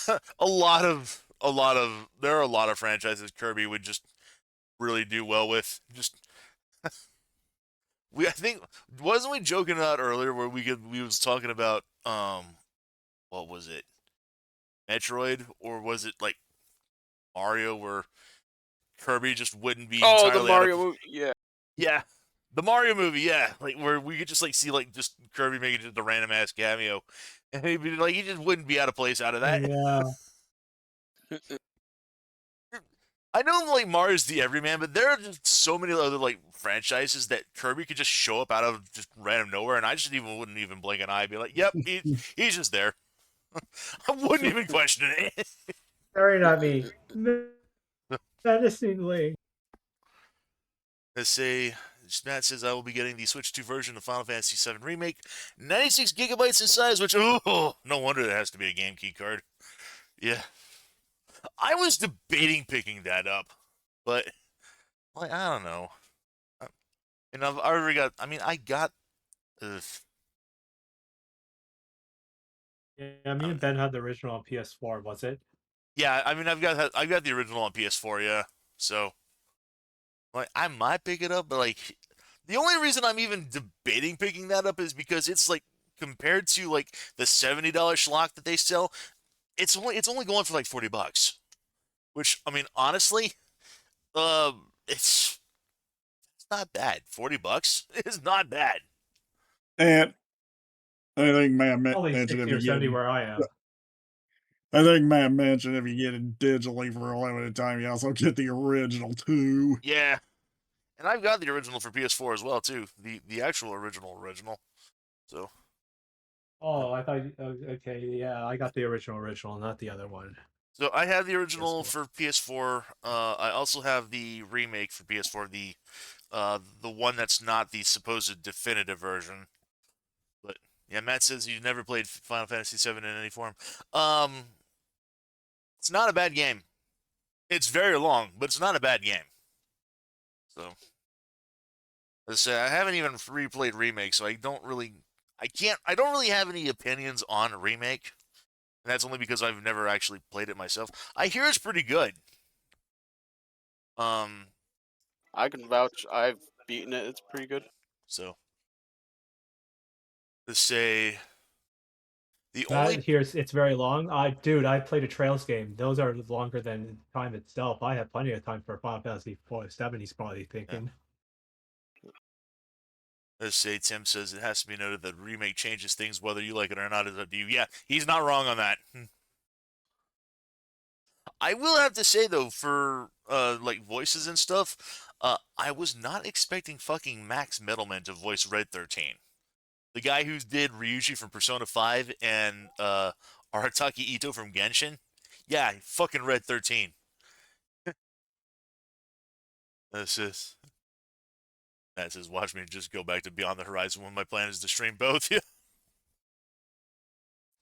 I mean, if you want to stream it, stream it. You know, you do you. The only reason I haven't even considered playing remake for stream is because it's much like the same thing with like Persona 5. I want to play it. It looks like a good game, and then I look at the time to beat, and it's like 80 hours for the fucking campaign. I'm like, ah. I would love to play the game, but not if I'm only gonna be doing like 3.5 to 4 hours per night. We're gonna be here for fucking ever. So, anywho, since perhaps one day I will let you see you play a Warcraft 3 campaign. Yeah, if I can get it to run on the computer. So, anywho, getting off topic here. Like I said, we'll finish up Metroid Prime 4 on Saturday. Depending on the time we've got remaining, probably start up Origami King, or we'll run something else for a little bit longer until end of when we normally end up. And then Sunday, we'll go ahead and we'll start up more investigations. So, Tim says, I have only 40 hours in Beyond the Horizon, and I'm only in Act 2, the beginning of Act 2. Yeah. And Tim says they didn't call that for nothing. Yeah. So, all right. Yeah. I can believe that on both accounts. So can I, since I played the original Sky series. But yeah. Well, mostly 1 and 2. Yeah. But yeah, I've got nothing else to add to what I've just mentioned, so that's pretty much all I've got for the night. Thanks everyone for swinging on by both Twitch chat and CoComs as per always. And Yeah, pleasure. yeah, that being said, as always, this has been Mr. Ben. This has been Jay Smith. This is Radio Doug. AM21. Wishing you all a wonderful and happy new week. Hope everyone's staying warm, staying safe from the snow and the storms. Be safe out there. And Hope that this shit just smelled soon. I don't want to have to fucking deal with this nonsense any Even more the than I have to. groundhog see his shadow. So yeah. But yeah, that's not until next Monday. I think the Groundhog Day. Yeah, that's next Monday. But yeah, oh, but yeah, we'll see you guys next Saturday for more of Metroid Prime. And that being said, yeah, we'll take care. So later, folks. Get you around. Leave. Very good. Later. Have a good night. Stay safe. Don't let the big bugs bite. And then Matt comes on right at the very end. I was guessing you'd finished up the stream already. So. I know we're heading offline. Take care, everyone.